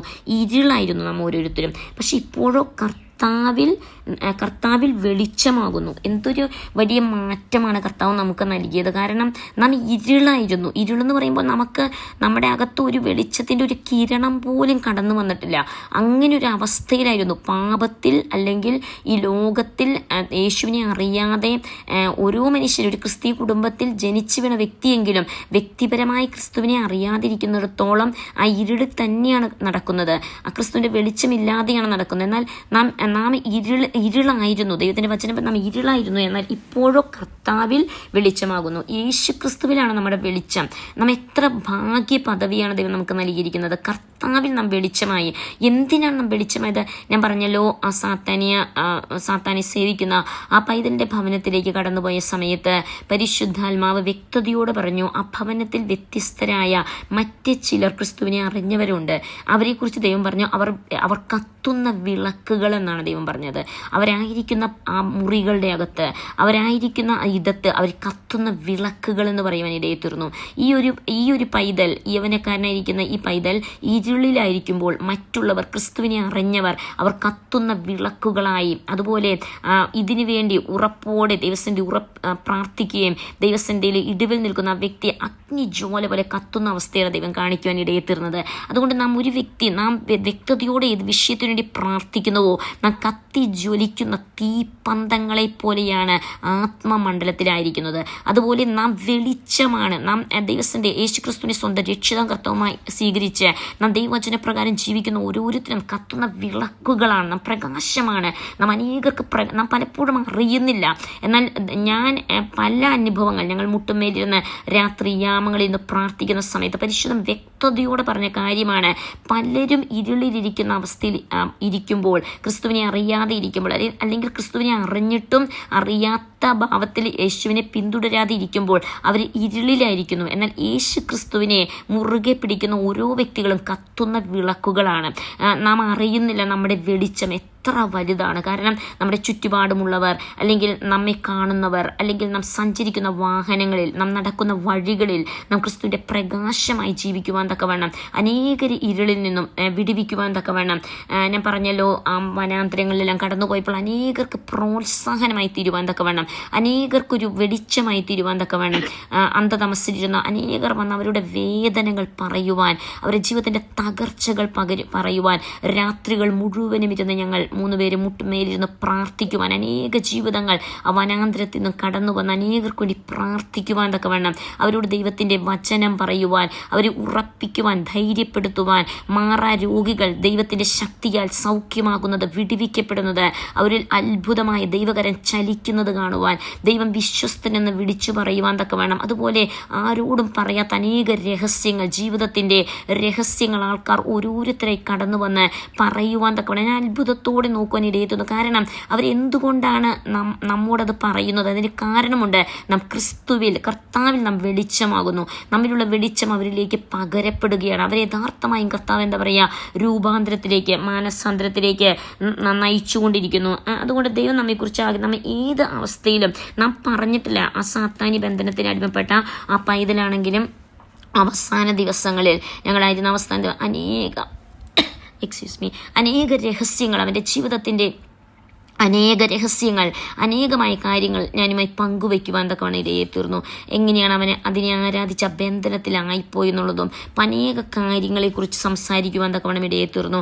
ഒരു വലിയ എന്താ പറയുക, ഭീതിപ്പെടുത്തുന്ന അനുഭവത്തിൽ കൂടെ കടന്നുപോയ ആ വ്യക്തി എന്നാൽ ഒരു വലിയ മാറ്റത്തിലേക്ക് വരുവാൻ തക്കവണ്ണം ദൈവത്തിനൊന്നും കഴിയാത്തതായിട്ടില്ല. നാം ദൈവത്തിൻ്റെ സന്നിധി സമർപ്പിക്കുന്നെങ്കിൽ പലപ്പോഴും നാം ചിന്തിക്കും, നമ്മെക്കൊണ്ട് ദൈവത്തിന് എന്താണ് പ്രയോജനം? പക്ഷേ ദൈവത്തിന് നമ്മെക്കൊണ്ട് പ്രയോജനമുണ്ട്. യേശു ക്രിസ്തു കാൽവറി ക്രൂശിൽ മരിച്ചു. നമുക്കറിയാം, മരിച്ചടക്കപ്പെട്ട് 3-ാം നാൾ ഉയർത്തെഴുന്നേറ്റ് ഇന്ന് നമുക്ക് വേണ്ടി പിതാവിൻ്റെ വലഭാഗത്തിരുന്ന് മധ്യസ്ഥത കാണിക്കുന്ന യേശു ക്രിസ്തു. യേശു മരിക്കുമ്പോൾ, യേശു മരിച്ചു, യേശുവിനെ ക്രൂശിൽ തറയ്ക്കുവാൻ തക്കവണ്ണം ആ മരത്തിന്, ഒരുപക്ഷെ ആ മരത്തിന് പോലും ദൈവം മുൻകണ്ട മരമാണ്, ദൈവം കണ്ടിരുന്നു. ആ മരത്തിന് പോലും ദൈവിക പദ്ധതിയുണ്ട്. കാരണം ദൈവം എന്തിനാണ് ആ മരത്തെ സൃഷ്ടിച്ചത്? ആ ക്രൂശിനെ പണിയുവാൻ തക്കവണ്ണം, ആ ക്രൂശിൽ, ആ മരത്തിൽ യേശു തറയ്ക്കപ്പെടുവാൻ തക്കവണ്ണം, ലോകത്തിൻ്റെ പാപത്തെ ചുമക്കുവാൻ തക്കവണ്ണം, ലോകത്തിന് മുൻപിൽ യേശു എന്താ പറയുക, മരത്തിൽ മരിക്കുവാൻ തക്കവണ്ണം, ആ മരത്തിൽ തൂക്കപ്പെടുവാൻ തക്കവണ്ണം, തൂങ്ങിക്കിടക്കുന്ന അവസ്ഥയിലേക്ക് ആയിത്തീരുക. ദൈവത്തിന് എല്ലാത്തിനും ഒരു പദ്ധതിയുണ്ട്. പലപ്പോഴും നാം ചിന്തിക്കും, എന്നെക്കുറിച്ച് എന്താണ് ദൈവത്തിൻ്റെ പദ്ധതി? നമുക്കറിയാം, ദാവീദിൻ്റെ കയ്യിലിരുന്ന 5 ആ കല്ലുകൾ, ആ ഒരു കവണി, ആ കല്ലുകൾ, ഒരു പക്ഷേ ആ നദിയിൽ കിടന്ന കല്ല് ദൈവം സൃഷ്ടിച്ചതിന് അതിൻ്റെ കാരണമുണ്ട്. ഫിലിസ്തീനായ ആ ഗോലിയാത്തിനെ, അവനെ കൊല്ലുവാൻ തക്കവണ്ണമാണ് ഒരു കല്ലിൻ്റെ ദൈവത്തിന് ദൈവിക ഉദ്ദേശമുണ്ട്. ഈവൻ ആ കല്ലിൻ്റെ പുറകിൽ ദൈവത്തിന് ഒരു പ്രത്യേകമായ ഉദ്ദേശമുണ്ട്. അതുപോലെ മോശ കണ്ട, നമുക്കറിയാം പുറപ്പാട് പുസ്തകം 3-ാം അധ്യായത്തിൽ മോശ ആ എന്താ പറയുക, മുൾപ്പടർപ്പ്, അത് കത്തി ജ്വലിക്കുന്ന മുൾപ്പടർപ്പ് കാണുവാൻ ഇടയെ തീർന്നു. നാം എല്ലാം മുൾപ്പടർപ്പ്, നമുക്കറിയാം, ഈ ബുഷസ്, മുൾപ്പടർപ്പെല്ലാം നമ്മൾ വെട്ടി നശിപ്പിക്കുന്ന അവസ്ഥയാണ്. കാരണം അത് പ്രയോജനമില്ല, അത് ആർക്കും ഒരു പ്രയോജനമില്ലാത്തതാണ്. പക്ഷേ ഈവൻ ആ മുൾപ്പടർപ്പിനെ പോലും, അതിലൂടെ പോലും ദൈവത്തിന് സംസാരിക്കുവാനായി ആ മുൾപ്പടർപ്പിനെ സൃഷ്ടിച്ചതിന് ദൈവത്തിനൊരു ഉദ്ദേശമുണ്ടായിരുന്നു. ആ മുൾപ്പടർപ്പിനെ മാധ്യമമായി മോശയോട് സംസാരിക്കുവാൻ തക്കവണ്ണം ദൈവം ആ മുൾപ്പടർപ്പിനെ ഉപയോഗിക്കുവാൻ തക്കവണ്ണം ഇടയെ തീർന്നു. അങ്ങനെയെങ്കിൽ നമ്മുടെ ജീവിതത്തിൽ ദൈവത്തിന് നമ്മെക്കൊണ്ട് ഉദ്ദേശമുണ്ട്. നാം പലപ്പോഴും ചിന്തിക്കും, അയ്യോ എന്നെക്കൊണ്ട് എന്താണ് ഉദ്ദേശം? ഞാനൊരു വെറും മുൾപ്പടർപ്പ് പോലെയാണല്ലോ, അല്ലെങ്കിൽ ഞാൻ വെറും ഒരു ഉപയോഗശൂന്യമില്ലാത്ത കല്ല് പോലെയാണല്ലോ. എന്നാൽ ദാവീദിൻ്റെ കരത്തിൽ ആ കല്ല്, ദൈവത്തിന് ഉദ്ദേശമുണ്ടായിരുന്നു. ദാവീദിൻ്റെ കരത്തിൽ ആ കല്ലെടുക്കുവാൻ തക്കവണ്ണം, ദാവീദ് ആ കല്ല് നദിയിൽ നിന്നും എടുക്കുമ്പോൾ അത് ദൈവമാണ് അവൻ്റെ കരത്തിൽ അത് കൊടുത്തത്. കാരണം ദൈവം ആ കല്ലിനെ സൃഷ്ടിച്ചപ്പോൾ ദൈവത്തിന് ഉദ്ദേശമുണ്ടായിരുന്നു, ഇത് ആ ഗോലിയാത്തിനെ തകർക്കുവാനാണ്. നമ്മുടെ ഓരോരുത്തരുടെയും ജനനം കൊണ്ട് ദൈവത്തിന് വ്യക്തമായ ഉദ്ദേശമുണ്ട്, ദൈവത്തിന് വ്യക്തമായ പദ്ധതിയുണ്ട്. പലപ്പോഴും നാം ചിന്തിക്കും, ദൈവമേ എന്താണ് എന്നെ കൊണ്ടുള്ള ഉദ്ദേശം? ദൈവത്തിൻ്റെ വചനം പറയുന്നു, ചതഞ്ഞ ഓട ഒടിക്കാത്തവൻ, പുകയുന്ന തിരിയെ കെടുത്താത്തവൻ, വിധി ന്യായത്തോളം നടത്തുന്ന ദൈവം. നാം പലപ്പോഴും ചിന്തിക്കും, ചതഞ്ഞ അവസ്ഥയല്ലേ, അല്ലെങ്കിൽ എന്താ പറയുക, ചതഞ്ഞ ഓട, അതുപോലെ എന്താ പറയുക, പുകയുന്ന അവസ്ഥയാണല്ലോ, കത്തുന്ന അവസ്ഥയല്ലല്ലോ, വെളിച്ചമാകുന്നില്ലല്ലോ. ദൈവം പറയുകയാണ്, ദൈവം നടത്തും, ദൈവം പുകയുന്ന അവസ്ഥകളെ മാറ്റുന്ന ദൈവമാണ്. ദൈവമാണ്. ചതന്ന അവസ്ഥകളെ ദൈവം മാറ്റുന്ന ദൈവമാണ്. നമ്മുടെ ദൈവത്തിന് ഒരു കാര്യവും കഴിയാത്ത, അതാണല്ലോ ലാസറിനെ ദൈവം 4-ാം ദിവസം മരിച്ച് അടക്കപ്പെട്ട ലാസർ അത് എഴുന്നേൽക്കുമ്പോൾ സ്വന്തം സഹോദരിമാർ തന്നെ പറഞ്ഞു ആ കല്ലറ തുറക്കുവാൻ അവർക്ക് പോലും താല്പര്യമില്ലായിരുന്നു. സൃഷ്ടാവ് എന്ന് പറയുകയാണ് കല്ലറയുടെ കല്ല് മാറ്റുവാൻ, ഉരുട്ടി മാറ്റുവാൻ, പക്ഷേ അതിന് തടസ്സം നിൽക്കുവാൻ തക്കവണ്ണം ആ സഹോദരിമാരുടെ വിശ്വാസം പോലും എന്താ പറയുക ക്ഷയിച്ചു പോകുന്ന അവസ്ഥയിലായിരുന്നു. എന്നാൽ ദൈവത്തിന് പദ്ധതി ഉണ്ടായിരുന്നു. ദൈവത്തിന് പദ്ധതി ആ കല്ലറയിൽ അല്പസമയം മാത്രം ലാസർ കിടക്കുവാൻ തക്കവണ്ണം, അത് വെറും 4 ദിവസം മാത്രം കിടക്കുവാൻ ദൈവത്തിൻ്റെ പദ്ധതിയായിരുന്നു. ആ പദ്ധതി പ്രകാരമാണ് ദൈവം അതിലേക്ക് ആക്കി തീർക്കുവാനിടയിൽ. ദൈവത്തിന് എല്ലാത്തിനും ഒരു പദ്ധതിയുണ്ട്. നമ്മുടെ ജീവിതം കൊണ്ട് ദൈവത്തിന് പദ്ധതിയുണ്ട്. ദൈവത്തിന് നമ്മെക്കുറിച്ച് ദൈവ പദ്ധതിയുണ്ട്. നാം ജനിച്ചുവെങ്കിൽ നമ്മെക്കുറിച്ച് ദൈവത്തിന് ചില കാര്യങ്ങൾ ചെയ്തെടുക്കുവാനുണ്ട്. ഒരുപക്ഷെ നമ്മുടെ ഓട്ടം വ്യത്യസ്തമായിരിക്കാം. ഒരുപക്ഷെ ചിലർക്ക് 400 മീറ്റർ ആയിരിക്കാം, ചിലർക്ക് 100 മീറ്റർ ആയിരിക്കാം, ചിലർക്ക് 50 മീറ്റർ ആയിരിക്കാം. ഒരുപക്ഷെ നാം മാരത്തോൺ പോലെ അനേകം മീൻസ് വളരെ നീണ്ട ജീവിതയാത്ര ചെയ്യേണ്ടുന്നവരായിരിക്കാം. പക്ഷേ നമ്മുടെ എല്ലാവർക്കും ദൈവം നൽകിയിരിക്കുന്ന ഓട്ടമുണ്ട്. നമ്മുടെ ഓട്ടം തികയ്ക്കുവാൻ തക്കവണ്ണം ദൈവം നമ്മെക്കുറിച്ച് ആഗ്രഹിക്കുന്നു. നമ്മെ ഏൽപ്പിച്ച പദ്ധതി നിറവേറ്റിക്കൊണ്ട് നാം വെറും ഒരു സാധാരണ വ്യക്തിത്വങ്ങളായി മരിക്കുവാനല്ല. കാരണം വെറും സാധാരണമായ ഒരു കല്ല്, അല്ലെങ്കിൽ വെറും സാധാരണമായ മുൾപടർപ്പ്, വെറും സാധാരണമായിരിക്കുന്ന എന്താ പറയുക മോശയുടെ കയ്യിലുള്ള വടി വെറും സാധാരണമാണ്. വെറും ഒരു വടിയെടുത്തു താൻ നടക്കുകയാണ്, എന്നാൽ വെറും സാധാരണമാണ്. എന്നാൽ അതിലൂടെ ദൈവത്തിന് ചിലത് ആ ചെങ്കടലിനെ പിളർക്കുവാൻ തക്കവണ്ണം, ദൈവത്തിന് എന്താ പറയുക ഇസ്രായേൽ ജനത്തെ നയിക്കുവാൻ തക്കവണ്ണം ദൈവത്തിന് ഉദ്ദേശം. നാം പലപ്പോഴും ചിന്തിക്കും, ദൈവമേ എന്നെക്കുറിച്ച് എന്താണ് ദൈവത്തിന് ഉദ്ദേശം? നാം താഴ്ത്തി കൊടുക്കുന്നുവെങ്കിൽ, നാം കീഴടങ്ങുന്നുവെങ്കിൽ, നാം പരിശുദ്ധാത്മാവിനോട് സംസാരിക്കുന്നുവെങ്കിൽ, നാം യേശുക്രിസ്തുവിനോട് പറയുകയാണ്, കർത്താവേ നിന്റെ ശക്തി എനിക്ക് ആവശ്യം, പരിശുദ്ധാത്മാവെ നിന്റെ സഹായം എനിക്ക് ആവശ്യം, നീ എന്നോട് സംസാരിക്കണമെന്ന് പറയുന്നുവെങ്കിൽ ഞങ്ങളോട് ദൈവം സംസാരിക്കാത്ത ഒരു നിമിഷവുമില്ല. ഏത് ദിവസവും എല്ലാ ദിവസവും എല്ലാ കാര്യങ്ങളും വ്യക്തതയോടെ പരിശുദ്ധാത്മാവ് ഞങ്ങളോട് സംസാരിക്കാറുണ്ട്. ഇന്ന വഴിയാണ്, ഇന്നതാണ്, ഇതാണ് സംഭവിക്കുവാൻ പോകുന്നത്. വ്യക്തതയോടെ ഒരു മറയില്ലാതെ പരിശുദ്ധാത്മാവ് കർട്ടൻ മാറ്റിക്കൊണ്ട് മറയില്ലാതെ സകലതും വ്യക്തതയോടെ പറഞ്ഞ് നമ്മെ നയിക്കുന്ന ദൈവമാണ്. ദൈവം എത്ര വിശ്വസ്തനാണ്. നാം പലപ്പോഴും ചിന്തിക്കും, അയ്യോ ദൈവമേ കർത്താവേ ഇതേത് വഴിയാണ്? എന്നാൽ പലപ്പോഴും നാം പോകുന്ന വഴികൾ വലിയ എന്താ പറയുക പ്രതികൂലത്തിൻ്റെ മധ്യത്തിലൂടെ ആയിരിക്കാം. എന്നാൽ ദൈവം നമ്മെ നയിക്കുന്നുവെങ്കിൽ അതിൻ്റെ അപ്പുറത്ത് അനേക ജീവിതങ്ങളെ ദൈവത്തിന് നയിക്കുവാനുണ്ട്. പരിശുദ്ധാത്മാവിനെ നേടുവാനായി അനേകരുണ്ട്. അതുകൊണ്ട് ദൈവം നമ്മെക്കുറിച്ച് ആഗ്രഹിക്കുന്നത് നാം വിശ്വസ്തയോടെ, വിശുദ്ധിയോടെ, നിർമ്മലതയോടെ ദൈവത്തിന് വേണ്ടി വളരെ പ്രയോജനപ്പെടുവാൻ തക്കവണ്ണം ദൈവം നമ്മെക്കുറിച്ച് ആഗ്രഹിക്കുന്നു. നാം ദൈവത്തിൻ്റെ വചനത്തിലേക്ക് കടന്നു വരികയാണെങ്കിൽ അനേക വാക്യങ്ങളുണ്ട്. പരിശുദ്ധാത്മാവ് നമ്മോട് സംസാരിക്കുന്ന അനേക വചനഭാഗങ്ങളുണ്ട്. എന്നാൽ ദൈവം നമ്മെക്കുറിച്ച് ആഗ്രഹിക്കുന്നത് ഈ അന്ത്യനാളുകളിൽ ദൈവം നമ്മെക്കുറിച്ച് എന്താണ് ആഗ്രഹിക്കുന്നത്? അന്ത്യനാളുകളിൽ ദൈവം നമ്മെക്കുറിച്ച് ആഗ്രഹിക്കുന്ന കർത്താവിന് വേണ്ടി വളരെ പ്രയോജനപ്പെടണം. യെശയ്യാവിൻ്റെ പുസ്തകം 58-ാം അധ്യായത്തിൻ്റെ ചില വേദഭാഗങ്ങളിലേക്ക് ഞാൻ വരുവാൻ ആഗ്രഹിക്കുന്നു. നമുക്കെല്ലാം അറിയാം, വളരെ സുപരിചിതമായി എങ്ങനെയാണ് ഉപവാസത്തിൽ പ്രാർത്ഥനയിൽ നാം എപ്രകാരം കാര്യങ്ങൾ നിയന്ത്രിക്കണം. അതിൻ്റെ 8-ാം വാക്യമാണ് ഞാൻ വായിക്കാൻ ആഗ്രഹിക്കുന്നത്. എന്നാൽ അതിൻ്റെ 6 മുതലുള്ള വാക്യങ്ങളിലേക്ക് നാം വരുവാൻ ആഗ്രഹിക്കുന്നു. അതിൻ്റെ 6-ാം വാക്യം, അന്യായ ബന്ധനങ്ങളെ അഴിക്കുക. നമ്മുടെ ജീവിതത്തിൽ ദൈവം ആഗ്രഹിക്കുന്നത് അന്യായ ബന്ധനങ്ങളെ അഴിക്കുക, നുകത്തിൻ്റെ അമ്മിക്കയറുകളെ അഴിക്കുക, പീഡിതരെ സ്വതന്ത്രരായി വിട്ടയക്കാം, എല്ലാ നുകത്തെയും തകർക്കുക. ഇതല്ലയോ എനിക്ക് ഇഷ്ടമുള്ള ഉപവാസത്തെക്കുറിച്ചാണ് പറയുന്നത്. വിശപ്പുള്ളവന് നിന്റെ അപ്പം നുറുക്കി കൊടുക്കുന്നതും അലഞ്ഞു നടക്കുന്ന സാധുക്കളെ നിന്റെ വീട്ടിൽ ചേർത്തുകൊള്ളുന്നതും നഗ്നനെ കണ്ടാൽ അവനെ ഉടുപ്പിക്കുന്നതും നിന്റെ രക്തങ്ങളായിരിക്കുന്നവർക്ക് നിന്നെ തന്നെ മറയ്ക്കാതെ ഇരിക്കുന്നതും അല്ലയോ? ഇതിൻ്റെ 8-ാം വാക്യമാണ് ഞാൻ പറയാൻ ആഗ്രഹിക്കുന്നത്. അപ്പോൾ ഇങ്ങനെയൊക്കെ ചെയ്യുകയാണെങ്കിൽ, ദൈവത്തിൻ്റെ വചനം പറയുന്നു, ഇങ്ങനെ നാം ചെയ്താൽ അപ്പോൾ നിന്റെ വെളിച്ചം ഉഷസ് പോലെ പ്രകാശിക്കും. നാം ആഗ്രഹിക്കുന്നുണ്ട് നമ്മുടെ പ്രകാശം ഉഷസ് പോലെ പ്രകാശിക്കണമെങ്കിൽ അതിൻ്റെ 6-ഉം 7-ഉം വാക്യമാണ് പറയുന്നത്. നാം 6-ഉം 7-ഉം വാക്യം പോലെ ചെയ്യുന്നുവെങ്കിൽ നമ്മുടെ വെളിച്ചം ഉഷസ് പോലെ പ്രകാശിക്കും. നിന്റെ മുറിവുകൾക്ക് വേഗത്തിൽ പൊറുതി വരും. നിന്റെ നീതി നിനക്ക് മുൻപായി നടക്കും. യഹോവയുടെ മഹത്വം നിന്റെ പിൻപട ആയിരിക്കും. അപ്പോൾ നീ വിളിക്കും, യഹോവ ഉത്തരമരുളും. നീ നിലവിളിക്കും, ഞാൻ വരുന്നു എന്ന് അവൻ അരുളി ചെയ്യും. നുകവും വിരൽ ചൂണ്ടുന്നതും വഷളത്വം സംസാരിക്കുന്നതും നീ നിന്റെ നടുവിൽ നിന്നും നീക്കിക്കളയുകയും വിശപ്പുള്ളവനോട് നീ താല്പര്യം കാണിക്കുകയും കഷ്ടത്തിൽ ഇരിക്കുന്നവന് തൃപ്തി വരുത്തുകയും ചെയ്യുമെങ്കിൽ നിന്റെ പ്രകാശം ഇരുളിൽ ഉദിക്കുകയും നിന്റെ അന്ധകാരം മധ്യാഹ്നം പോലെയാകും. യഹോവ നിന്നെ എല്ലായ്പ്പോഴും നടത്തുകയും വരണ്ട നിലത്തിലും നിന്റെ വിശപ്പ് അടക്കി നിന്റെ അസ്ഥികളെ ബലപ്പെടുത്തുകയും ചെയ്യും. നീ നനവുള്ള തോട്ടം പോലെയും വെള്ളം വറ്റിപ്പോകാത്ത നീരുറവ പോലെയും ആകും. ദൈവത്തിന്റെ വചനത്തിൽ ഇത് നമ്മോടുള്ള ദൈവത്തിന്റെ വ്യക്തമായ വചനമാണ്. അതുപോലെ തലമുറയോട് ദൈവത്തിന്റെ വചനം 12-ാം വാക്യത്തിൽ പറയുന്നു, നിന്റെ സന്തതിയെ പുരാതന ശൂന്യങ്ങളെ പണിയും. തലമുറയായി കിടക്കുന്ന അടിസ്ഥാനങ്ങളെ നീ കെട്ടിപ്പൊക്കും.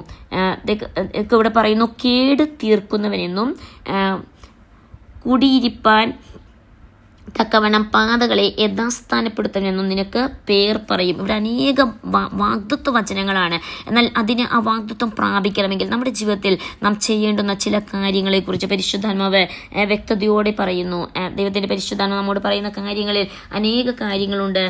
ഇവിടെയാണെങ്കിലും ഞങ്ങൾ ഇവിടെ ആയിരിക്കുന്നു, ഈ പാകിസ്ഥാന്റെ ബോർഡറിൽ അനേക പാവങ്ങൾ. എൻ്റെ ജീവിതത്തിൽ ഞാൻ എൻ്റെ യാത്രകളിലെല്ലാം, ഈ കൊച്ചു മിഷൻ ട്രിപ്പുകളിലെ യാത്രകളിൽ ഞാൻ വളരെയധികം സ്നേഹത്തോടെ സന്തോഷത്തോടെ ഉറ്റുനോക്കുന്നത് വഴിയോരത്ത് കണ്ടെത്തുന്നതായ പാവങ്ങളെയാണ്. ആരും അവരോട് സംസാരിക്കാറില്ല. എന്നാൽ അവരുമായി ഒന്ന് സംസാരിക്കുവാൻ, അവരുമായി ഒന്ന് സമയം ചിലവഴിക്കുവാൻ, നമ്മുടെ കരത്തിലുള്ളതെല്ലാം അവരുമായി ഒന്ന് പങ്കുവെക്കുവാൻ, കാരണം നമ്മുടെ ചേരിയിലുള്ള നമ്മുടെ സഹോദരങ്ങളെ പോലെ തന്നെ അവരെ ഒന്ന് കാണുവാൻ തക്കവണ്ണം ദൈവം സഹായിക്കുന്നു. കാരണം നമുക്ക് ഏറ്റവും സന്തോഷമുള്ള നമ്മുടെ കുടുംബമാണവർ. നമ്മുടെ ഒരു കുടുംബമായി അവരെ സ്നേഹിക്കുവാൻ തക്കവണ്ണം അവർക്കൊരു പക്ഷേ ഭക്ഷണമില്ല, വസ്ത്രമില്ല, അവർക്ക് സ്വന്തമായിട്ടൊന്നുമില്ല. എന്നാൽ അങ്ങനെയുള്ളവരെ ആഴത്തിൽ സ്നേഹിക്കുവാൻ തക്കവണ്ണം ദൈവത്തിൻ്റെ പരിശുദ്ധാത്മാവ് വഴിയാത്രയിലെല്ലാം ദൈവം സഹായിപ്പാൻ തക്കവണ്ണം ഇടയായി തീർന്നു. ദൈവത്തിന് എല്ലാം കഴിയും. ദൈവം നമ്മെ ഉറ്റുനോക്കുകയാണ്. നമ്മുടെ പ്രകാശം അത് വർദ്ധിക്കുവാൻ തക്കവണ്ണം നാം എന്താണ് ചെയ്യേണ്ടത്? നമ്മുടെ ജീവിതത്തിൽ ദൈവം നമ്മിൽ ആ പ്രകാശം നമുക്ക് നൽകിയിട്ടുണ്ട്. ദൈവിക പ്രകാശം എന്ന് നമുക്ക് പറയുമ്പോൾ നമുക്കറിയാം, ക്രിസ്തുവേശുവിനെ പിൻപറ്റുക, അല്ലെങ്കിൽ ക്രിസ്തുവേശുവിൻ്റെ ആ പാതയെ നാം പിൻപറ്റുകയാണ്. അല്ലെങ്കിൽ ക്രിസ്തു നടന്നതുപോലെ നാം നടക്കണം. ക്രിസ്തു പഠിപ്പിച്ച അതേ മാർഗത്തിൽ നാം നടക്കുന്നുവെങ്കിൽ ആ പ്രകാശം നമ്മിൽ വർദ്ധിക്കുവാൻ തക്കവണ്ണം ഇടയായി തീരും. നമ്മിലൂടെ അനേകർ ക്രിസ്തുവിനേക്ക് കടന്നു വരുവാൻ, ആ വനവാസീകരിക്കുന്ന ആ ഒരു പ്രായം ചെന്ന അപ്പച്ചൻ, അവിടെയുള്ളൊരു വനവാസിയായ മനുഷ്യനാണ്, ആദിവാസിയായ വനവാസി എന്ന് പറയാം, കൊടുങ്കാട്ടിലുള്ള അദ്ദേഹം ഇപ്രകാരം പറയുവാനിടയെത്തുന്നു, ഇതുവരെയായി 2000 പേരെ സ്നാനപ്പെടുത്തുവാൻ തക്കവണ്ണം തൻ്റെ ജീവിതത്തെ ദൈവം കൃപ ചെയ്തു. ഞാൻ അത്ഭുതത്തോടെ, സന്തോഷത്തോടെ, ആനന്ദത്തോടെ, കാരണം ഒരു മനുഷ്യനും കടന്നു ചെല്ലാത്ത സ്ഥാനത്ത് ഒരു അപ്പച്ചനായിരിക്കുന്ന ഒരു ദൈവദാസൻ, മലയാളിയായ ഒരു ദൈവദാസൻ കടന്നുപോയി. അദ്ദേഹം മുഖാന്തരം കുറച്ച് വനവാസികൾ ക്രിസ്തുവിനെ കണ്ടെത്തുവാൻ, ആദിവാസികളായ ആർക്കും വേണ്ട, അല്ലെങ്കിൽ ഒരാൾക്കും മനസ്സിലാകാത്ത ട്രൈബൽ ലാംഗ്വേജിലുള്ള അവർ ക്രിസ്തുവിനെ കണ്ടെത്തുവാൻ ഇടയെത്തുന്നു. അവർ മുട്ടിന്മേലിരുന്നപ്പോൾ ദൈവം അവർക്ക് പ്രത്യക്ഷനായി. പരിശുദ്ധാത്മാവിൻ്റെ ദൈവ ശബ്ദം അവർ കേൾക്കുവാൻ ഇടയെത്തുന്നു.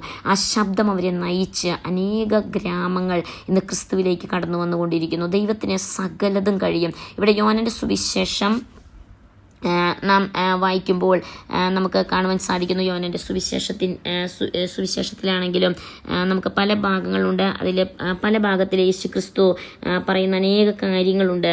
അതിൻ്റെ 8-ാം അധ്യായത്തിൻ്റെ 12-ാം വാക്യത്തിലേക്ക് ഞാൻ കടന്നു വരുവാൻ ആഗ്രഹിക്കുന്നു. അതിൻ്റെ 8-ന്റെ 12-ാം വാക്യം നമുക്ക് കാണുമ്പോൾ യേശു ക്രിസ്തു ചെയ്ത അനേക പ്രവൃത്തികൾ, നന്മകൾ, അനേക കാര്യങ്ങൾ എങ്ങനെയാണ് ജനത്തെ വിടുവിച്ചു കൊണ്ടുവന്നത്. അതിൻ്റെ 12-ാം വാക്യത്തിൽ നമുക്ക് കാണുന്നു, അവനെ കൈക്കൊണ്ട് അവൻ്റെ നാമത്തിൽ അതിൻ്റെ 1-ൽ നമുക്ക് കാണുന്നു, അവൻ്റെ നാമത്തിൽ വിശ്വസിക്കുന്ന ഏവർക്കും ദൈവമക്കളാകുവാൻ അവന് അധികാരം കൊടുത്തു. അതിൻ്റെ 1-12. എന്നാൽ നമുക്ക് കാണുവാൻ സാധിക്കുന്നു, അതേ അധ്യായത്തിലേക്ക് നാം കടന്നു വരുമ്പോൾ യോഹന്നാന്റെ സുവിശേഷത്തിൻ്റെ 8-ാം അധ്യായത്തിലേക്ക് നാം കടന്നു വരുമ്പോൾ നമുക്ക് കാണുവാൻ സാധിക്കുന്നു. 8-ാം അധ്യായം ഒരു വാക്യം ഞാൻ വായിക്കുവാൻ ആഗ്രഹിക്കുന്നു. അതിൻ്റെ 12 പറയുന്നു, യേശു പിന്നെയും അവനോട് സംസാരിച്ചു. യേശു പിന്നെയും അവരോട് സംസാരിച്ചു, ഞാൻ ലോകത്തിൻ്റെ വെളിച്ചമാകുന്നു. എന്നെ അനുഗമിക്കുന്നവർ ഇരുളിൽ നടക്കാതെ ജീവന്റെ വെളിച്ചമുള്ളവർ ആകും എന്ന് പറഞ്ഞു. ഇത് യേശു പറയുന്ന വാക്കാണ്. യേശു എന്താണ് പറഞ്ഞത്? യേശു പറയുകയാണ്, ഞാൻ ലോകത്തിൻ്റെ വെളിച്ചമാകുന്നു. നമുക്കറിയാം യേശു സത്യമാണ്, സത്യം സംസാരിക്കുന്നു. യേശുവിനെ ലോകത്തിൻ്റെ വെളിച്ചമാകുന്നു. എന്നെ അനുഗമിക്കുന്നവൻ, അതായത് വ്യക്തിപരമായിട്ടാണ് യേശുവിനെ അനുഗമിക്കുന്നത്. ഇവിടെ നമുക്ക് കാണാൻ സാധിക്കുന്നു, ഒരു കുടുംബമല്ല അനുഗമിക്കുന്നത്. ഒരു കുടുംബത്തിൽ ഓരോരുത്തരും വ്യക്തിപരമായി എങ്ങനെ യേശുവിനെ അനുഗമിക്കുന്നു, വ്യക്തിപരമായി ഓരോരുത്തർ അനുഗമിക്കുമ്പോൾ ഇരുളിൽ നടക്കാതെ ജീവന്റെ വെളിച്ചം ഉള്ളവനാകുമെന്നാണ് ദൈവം പറയുന്നത്. ഇവിടെ വ്യക്തിപരമാണ്, അതായത് ഒരു കുടുംബത്തിലുള്ള എല്ലാവരും ഒന്നിച്ചു ചേർന്ന് നടക്കണം, അത് ദൈവം ആഗ്രഹിക്കുന്നു. മറിച്ച് ആ വ്യക്തിപരമായിട്ടാണ് യേശുവിനെ പിൻപറ്റേണ്ടുന്നത്. എന്താ പറയുക, ഒരു കൂട്ടമല്ല, കൂട്ടത്തിൻ്റെ അകത്ത്. നമ്മൾ ഒരു കൂട്ടത്തിൻ്റെ അകത്തായിരിക്കുമ്പോഴും നാം വ്യക്തിപരമായിട്ടാണ് ചിന്തിക്കുന്നത്. എങ്ങനെയാണ് ഞാനാകുന്ന വ്യക്തി, അല്ലെങ്കിൽ ഞാൻ വ്യക്തിപരമായി ഞാൻ യേശുവിനെ അനുഗമിക്കുന്ന ഒരു വ്യക്തിയാണ്. എന്നിലൂടെ ദൈവത്തിന് ചില കാര്യങ്ങളുണ്ട്. ഞാൻ പറഞ്ഞല്ലോ, ഈ പ്രാവശ്യത്തെ മിഷൻ ട്രിപ്പിൽ എൻ്റെ മോളിലൂടെ, എൻ്റെ മകളിലൂടെ ദൈവത്തിന് ചെയ്യുവാനുള്ള ചില പ്രവൃത്തി ഉണ്ടായിരുന്നു. എൻ്റെ മകനിലൂടെ ചെയ്യുവാനുള്ള ചില പ്രവൃത്തികൾ ദൈവത്തിനുണ്ടായിരുന്നു. എന്നിലൂടെ ചെയ്യുവാനുള്ള ചില പ്രവൃത്തികൾ ദൈവത്തിനുണ്ടായിരുന്നു. കാരണം അവർ ചെയ്ത പ്രവൃത്തി, എൻ്റെ മകൾ ചെയ്ത പ്രവൃത്തി എനിക്ക് ചെയ്യാൻ സാധിക്കുകയില്ല, എൻ്റെ മകൻ ചെയ്ത പ്രവൃത്തി എനിക്ക് ചെയ്യാൻ സാധിക്കുകയില്ല, ഞാൻ ചെയ്തത് അവർക്ക് ചെയ്യാൻ സാധിക്കില്ല. വ്യത്യസ്ത രീതികളിലാണ് ഓരോ മിഷൻ ഫീൽഡിലും ഓരോ സ്ഥലങ്ങളിലും കർത്താവ് ഞങ്ങളെ ഉപയോഗിക്കാൻ ഇടയായിട്ടുള്ളത്. ഇവിടെയാണെങ്കിലും ഈ പാകിസ്ഥാൻ ബോർഡറിലാണെങ്കിലും ഞാൻ ചെയ്യുന്നത് വ്യത്യസ്തമായിട്ട്. കാരണം ദൈവം നമുക്ക് നൽകിയിരിക്കുന്ന വെളിച്ചം അല്ലെങ്കിൽ പ്രകാശം, നമ്മെ ഏൽപ്പിച്ചിരിക്കുന്ന ദൗത്യം, നമ്മെ ഏൽപ്പിച്ചിരിക്കുന്ന നാം ആകുന്ന വ്യക്തിയെ കൊണ്ടുള്ള ഉദ്ദേശം, അതായത് ഒരു ഭവനമുണ്ടെങ്കിൽ ആ ഭവനത്തിന് മേൽക്കൂരയുണ്ട്, അതുപോലെ ചുമരുകളുണ്ട്, അതുപോലെ പല മുറികളുണ്ട്, അല്ലെങ്കിൽ എന്താ പറയുക, അതിൻ്റെ അകത്ത് പല ഫർണിച്ചർ, പല കാര്യങ്ങളുണ്ട്. അതുപോലെ അതിൻ്റെ മേൽക്കൂരയുടെ ഉദ്ദേശം വ്യത്യസ്തമാണ്, ചുവരിൻ്റെ ഉദ്ദേശം വ്യത്യസ്തമാണ്. അതുപോലെ ഓരോ മുറികളുടെയും വ്യത്യസ്തമായ ഉപയോഗമുണ്ട്. അടുക്കളയാണെങ്കിൽ അത് ഭക്ഷണം പാകം ചെയ്യും. ഇതുപോലെ പല ഉദ്ദേശങ്ങളുണ്ട്. അതുപോലെ നമ്മുടെ ജീവിതം കൊണ്ട്, നാം ആകുന്ന വ്യക്തിത്വം കൊണ്ട് ദൈവത്തിന് വ്യക്തമായ ഉദ്ദേശങ്ങളുണ്ട്. അങ്ങനെയെങ്കിൽ വ്യക്തിപരമായി നാം ക്രിസ്തുവിനെ യഥാർത്ഥമായി പിൻപറ്റുന്നുവെങ്കിൽ ആ ജീവന്റെ വെളിച്ചത്തിൽ നടക്കുവാൻ തക്കവണ്ണം ദൈവം നമ്മെക്കുറിച്ച് ഉദ്ദേശിക്കുന്ന ഉദ്ദേശ നിവർത്തീകരണത്തിലേക്ക് വരുവാൻ തക്കവണ്ണം ഇടയെത്തീരും. ഞാൻ എൻ്റെ ജീവിതാനുഭവത്തിലൂടെ ഞാൻ വീണ്ടും ഓർപ്പിക്കുവാൻ ആഗ്രഹിക്കുന്ന കാര്യം, ദൈവസന്ധി മുട്ടുമടക്കുന്നുവെങ്കിൽ പരിശുദ്ധാത്മാവിനാൽ നാം നയിക്കപ്പെടുവാൻ തക്കവണ്ണം ഇടയായിത്തീരും. അതുപോലെ നാം ഇരുളിൽ നടക്കാതെ ജീവന്റെ വെളിച്ചം ഉള്ള വ്യക്തികളായി, വ്യക്തിപരമായി നാം ജീവന്റെ വെളിച്ചം എന്ന് പറയുന്നത് വർദ്ധിക്കുന്ന വെളിച്ചമാണ്. ഇത് വെറും വെളിച്ചമല്ല. വെറും വെളിച്ചം എന്ന് പറയുമ്പോൾ നാം ഒരു ബൾബ് കത്തിച്ചാൽ അത് അങ്ങ് സ്റ്റേബിളായി അതുപോലെയാണ് നിൽക്കുന്നത്. പക്ഷേ ജീവനുള്ള വെളിച്ചമെന്ന്, ജീവന്റെ വെളിച്ചമെന്ന് പറയുമ്പോൾ ആ വെളിച്ചം വർദ്ധിക്കുവാൻ തക്കവണ്ണം, അത് ഗ്രോ ചെയ്യുവാൻ, അത് വളരുവാൻ തക്കവണ്ണം ഇടയെത്തീരും. അങ്ങനെയെങ്കിൽ നാം യേശുവിനെ പിൻപറ്റുമ്പോൾ നമ്മിലുള്ള പ്രകാശം വർദ്ധിച്ച് നമുക്കറിയാം, ദൂരദേശത്തു നിന്ന് വരുന്ന കപ്പലുകൾക്ക് പോലും കാണുവാൻ തക്കവണ്ണമുള്ള വലിയ വിളക്കുകളായി, ഒരുപക്ഷെ നാം നിൽക്കുന്ന സ്ഥലങ്ങൾ ചതിപ്പുകളായിരിക്കാം, കൊടുങ്കാടുകളായിരിക്കാം. നാം നിൽക്കുന്ന സ്ഥലം, നാം ആകുന്ന വെളിച്ചം, നാം ആകുന്ന വിളക്ക് നിൽക്കുന്ന സ്ഥലം ഒരുപക്ഷെ വളരെ പ്രയാസമേറിയ, വളരെ കഠിനമേറിയ, അല്ലെങ്കിൽ മുള്ളുകൾ നിറഞ്ഞ അവസ്ഥയിലായിരിക്കാം. പക്ഷേ നാം ദൂരത്തുനിന്ന് വരുന്ന അനേകർക്ക് പ്രകാശം കൊടുക്കുവാൻ തക്കവണ്ണം ദൈവം നമ്മെക്കുറിച്ച് ആഗ്രഹിക്കുന്നു. അതിന് നാം ക്രിസ്തുവിനെ പിൻപറ്റുന്നുവെങ്കിൽ ആ ജീവന്റെ വെളിച്ചം, ആ ജീവന്റെ യേശുക്രിസ്തുവിന്റെ വെളിച്ചം അത് നമ്മിൽ വർദ്ധിച്ച് അത് അനേകർക്ക് പ്രയോജനപ്പെടുവാൻ തക്കവണ്ണം ഇടയെത്തീരും. കാരണം എൻ്റെ ജീവിത അനുഭവത്തിൽ ഞാൻ അനുഭവിക്കുവാൻ തക്കവണ്ണം ഓരോ ദിവസവും ഇന്നും അത് അനുഭവിക്കുന്ന ഒരു വ്യക്തിയാണ്. അനേക ഇടങ്ങളിലുള്ള തകർച്ചയിൽ പലരും ആത്മഹത്യക്ക് ഒരുങ്ങി ഇനി ജീവിക്കണ്ട എന്ന് തീരുമാനിച്ച അനേക ജീവിതങ്ങൾ, ഈവൻ വിശ്വാസഗോളത്തിൽ പോലും തകർച്ചയുടെ മധ്യത്തിൽ ജീവൻ വേണ്ട എന്ന് വിളിച്ച അവസാനത്തെ ഒരു ഫോൺ എന്നുള്ള രീതിയിൽ വിളിക്കുന്ന അവസ്ഥയിൽ പല സന്ദർഭത്തിൽ എന്നെ വിളിക്കുന്ന പല വ്യക്തികൾ അവരുടെ ജീവിതത്തിൽ അവർ പറയുവാൻ ഇടയെത്തീർന്നു, ഞാൻ ജീവിതം ഒടുക്കുവാൻ തീരുമാനിച്ചൊരു വ്യക്തിയാണ്. കാരണം ജീവിതത്തിൻ്റെ അവരുടെ അസഹനീയമായ അവസ്ഥകളിൽ അവർ തകർച്ചയുടെ അവസ്ഥയിൽ, എന്നാൽ നാം ആകുന്ന വ്യക്തി ആ ജീവന്റെ വെളിച്ചം, നമ്മിലുള്ള വെളിച്ചം അവരെ വീണ്ടും ക്രിസ്തുവിൽ ഉറപ്പിക്കുവാൻ, നമ്മിലൂടെ ദൈവം പറയുന്ന ദൈവത്തിൻ്റെ വചനങ്ങൾ അല്ലെങ്കിൽ പരിശുദ്ധാത്മാവ് സംസാരിക്കുന്ന അവരെ ഉറപ്പിക്കുവാൻ തക്കവണ്ണം, അവരെ ധൈര്യപ്പെടുത്തുവാൻ തക്കവണ്ണം പിശാചിൻ്റെ തന്ത്രമാണ് അവരിലൂടെ ഈ ചിന്താഗതി നിന്ന് മനസ്സിലാക്കി അതിനെ ദൂരീകരിക്കുവാൻ തക്കവണ്ണം അവർക്ക് ഇടയായിത്തീരുന്നു. അനേക വ്യക്തികൾ, യൗവനക്കാരാകട്ടെ, പ്രായം ചെന്നവരാകട്ടെ, അനേക വ്യക്തികൾ ഈ ദിവസങ്ങളിൽ പല ഇടങ്ങളിൽ ക്രിസ്തുവുമായി കണക്ട് ചെയ്യപ്പെടുവാൻ, വ്യക്തിപരമായി ക്രിസ്തുവിൻ്റെ ആ വെളിച്ചത്തിലേക്ക് വരുവാൻ ദൈവം സഹായിച്ചുകൊണ്ടിരിക്കുന്നു. നമുക്ക് ഓരോരുത്തർക്കും നമ്മുടെ ജീവിതത്തെ സമർപ്പിക്കാം. ദൈവത്തിന് നമ്മെക്കുറിച്ച് വലിയ ഉദ്ദേശമുണ്ട്.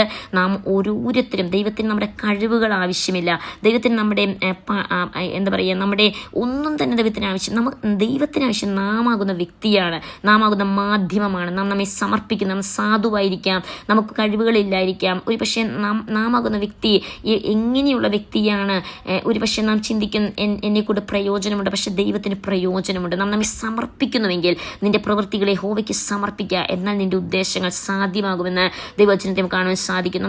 ദൈവത്തിൻ്റെ മുൻപാകെ നമ്മെ ഓരോ നിമിഷവും സമർപ്പിക്കുന്നുവെങ്കിൽ ദൈവത്തിന് നമ്മിലൂടെ വൻ കാര്യങ്ങൾ ചെയ്യുവാൻ സാധിക്കും. നമ്മുടെ അവസാന ശ്വാസം വരെയും ക്രിസ്തുവിൻ്റെ തീജ്വാലയായി, ദീപശിഖയായി അനേകർക്ക് വെളിച്ചം കൊടുക്കുവാൻ തക്കവണ്ണം, അണഞ്ഞു കിടക്കുന്ന അനേക വിളക്കുകളെ കത്തിക്കുവാൻ തക്കവണ്ണം, അവർക്ക് എണ്ണ പകർന്നു കൊടുക്കുവാൻ തക്കവണ്ണം, വചനമാകുന്ന ജീവജല നദി അനേക വരണ്ട അവസ്ഥയിലിരിക്കുന്നവർക്ക് പകർന്നു കൊടുക്കുവാൻ തക്കവണ്ണം, അനേകർ ക്രിസ്തുവിൻ്റെ മാർഗത്തിലേക്ക് നയിക്കുവാൻ തക്കവണ്ണം പരിശുദ്ധമേ സഹായിക്കും. ഓരോ ദിവസവും ഞാൻ അത്ഭുതപ്പെട്ടുകൊണ്ട് ചിന്തിക്കുന്ന കാര്യമുണ്ട്. അനേക തകർന്ന ജീവിതങ്ങൾ ക്രിസ്തുവിനെ ഒരു പ്രാവശ്യം രക്ഷിതാവായി സ്വീകരിച്ച് ഇനി ഒരു നിവൃത്തിയുമില്ല, വേറെ കുടുംബത്തിലുള്ളവരെല്ലാം അവർക്കെതിരായി നിൽക്കുന്ന അവസ്ഥയിൽ, അവർക്കൊരു നിൽക്കക്കളിയില്ലാത്ത അവസ്ഥയിൽ, എന്ത് ചെയ്യണമെന്ന് വിചാരിക്കുന്ന അവസ്ഥയിൽ അവരുമായി കണക്ട് ചെയ്യപ്പെടുവാൻ, വചനത്തിൽ ഉറപ്പിക്കുവാൻ, വചനം അവരെ പഠിപ്പിക്കുവാൻ, ഓരോ ദിവസവും പരിശുദ്ധമെന്ന് പറയുന്ന വചനം പറഞ്ഞു കൊടുക്കുവാൻ അവർ ഉറച്ച് അവരെ കുടുംബമായി ആ വ്യക്തികൾ ഇന്ന് ക്രിസ്തുവിനെ അനുഭവിപ്പാൻ തക്കവണ്ണം ഇടയായിക്കൊണ്ടിരിക്കുന്നു. ദൈവത്തിന് സകലതും കഴിയും. നമുക്ക് നമ്മെ തന്നെ സമർപ്പിക്കാം. റിബ സത്തുറാനക രഗതകല അദ്ധാനഗതകല ജനബല രഗതകല ജീതര രഗതകല ഓറബന हत्थना रेगदगला पवित्र पवित्र परमेश्वर यीशु मसीह जी, हम आपको दिल से धन्यवाद देना चाहते प्रभु जी, सुंदर समय के लिए, आपके भक्त लोगों के लिए परमेश्वर धन्यवाद देना चाहते प्रभु जी। आपके पवित्र उपस्थिति में हम लोग परमेश्वर हालेलुया, आपकी उपस्थिति में यीशु मसीह हमारे जिंदगियों को समर्पण करते प्रभु जी। परमेश्वर हालेलुया, डालस प्रेयर लाइन के लिए धन्यवाद प्रभु जी। परमेश्वर परलोम प्रेयर लाइन के लिए धन्यवाद देते प्रभु जी। परमेश्वर आपके दासी लोगों के लिए प्रभु जी, पास्टर जोसेफ और परमेश्वर के परिवारों के लिए, बाकी परमेश्वर के दास लोगों के लिए, दासी लोगों के लिए, परमेश्वर हर एक विश्वासी लोगों के लिए प्रभु जी, बच्चे लोगों के लिए परमेश्वर के हाथ में समर्पण करते प्रभु जी। परमेश्वर ही पीढ़ियों में परमेश्वर ने हम सबको रखा है प्रभु जी। हमारा प्रार्थना है यीशु मसीह हालेलुया, बहुत सारे रूह बज जाने के लिए, बहुत सारी आत्मा यीशु मसीह को ग्रहण करने के लिए प्रभु जी, बहुत सारी आत्मा यीशु मसीह के पीछे चलने के लिए, यीशु मसीह के प्रकाश में आने के लिए हमको प्रभु ने दिया हुआ परमेश्वर और रोशनी और प्रकाश हम हमारे जिंदगियों में बढ़ते जाने के लिए प्रभु जी। रिबा सथुराने करेगा दगला, वो बहुत सारे लोगों को परमेश्वर हम लोग रोशनी देने वाले बनने के लिए प्रभु जी, ये अंतिम समय पर यीशु मसीह हमको दिया हुआ दिन परमेश्वर के महिमा के लिए और रबाना हत्तनारेगा प्रयोजित होने के लिए, उपयोगित होने के लिए हम हर एक जीवन को समर्पण करते पिता पुत्र पवित्र आत्मा के नाम पर प्रभु जी। आपके भक्त लोगों को प्रभु जी हर एक वचन सुना हुआ हर एक को समर्पण करके प्रार्थना में उद्धार करते यीशु मसीह के पवित्र नाम से आमीन।